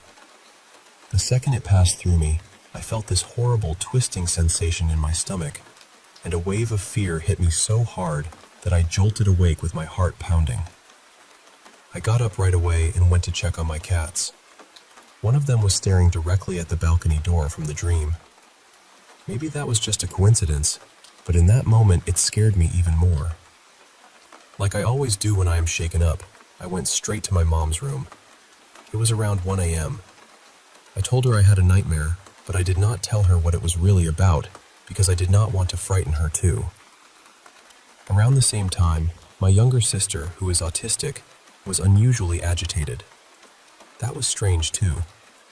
I helped calm her down and got her settled back into bed. After that, I grounded myself again, tried to release the fear, went back to my room later, and somehow managed to sleep peacefully. What really got to me was what happened the next morning. My mom told me that after I left her room, she had a nightmare too. She said she was standing near a doorway, and something rushed into her. She felt frozen and numb in bed afterward. The way she described it sounded disturbingly close to what I had experienced. She said she started playing holy recitations, but at first it did not help. Then she played something stronger, and she felt an immediate sense of release. She told me this had never happened to her before either. That is why I am sharing this. I am honestly scared, and I do not know what to make of it. Part of me wants to know whether experiences like this are normal, or whether dreams can somehow pass from one person to another. This is the first time anything like this has happened to me, and the fact that it came right after I opened myself up spiritually and had such a deep meditation makes me uneasy. Now I keep wondering if I should stop for a while, or if I am stepping into something I do not fully understand. Maybe I need guidance. Maybe I need someone experienced to help me make sense of it. I just know this whole thing left me feeling rattled.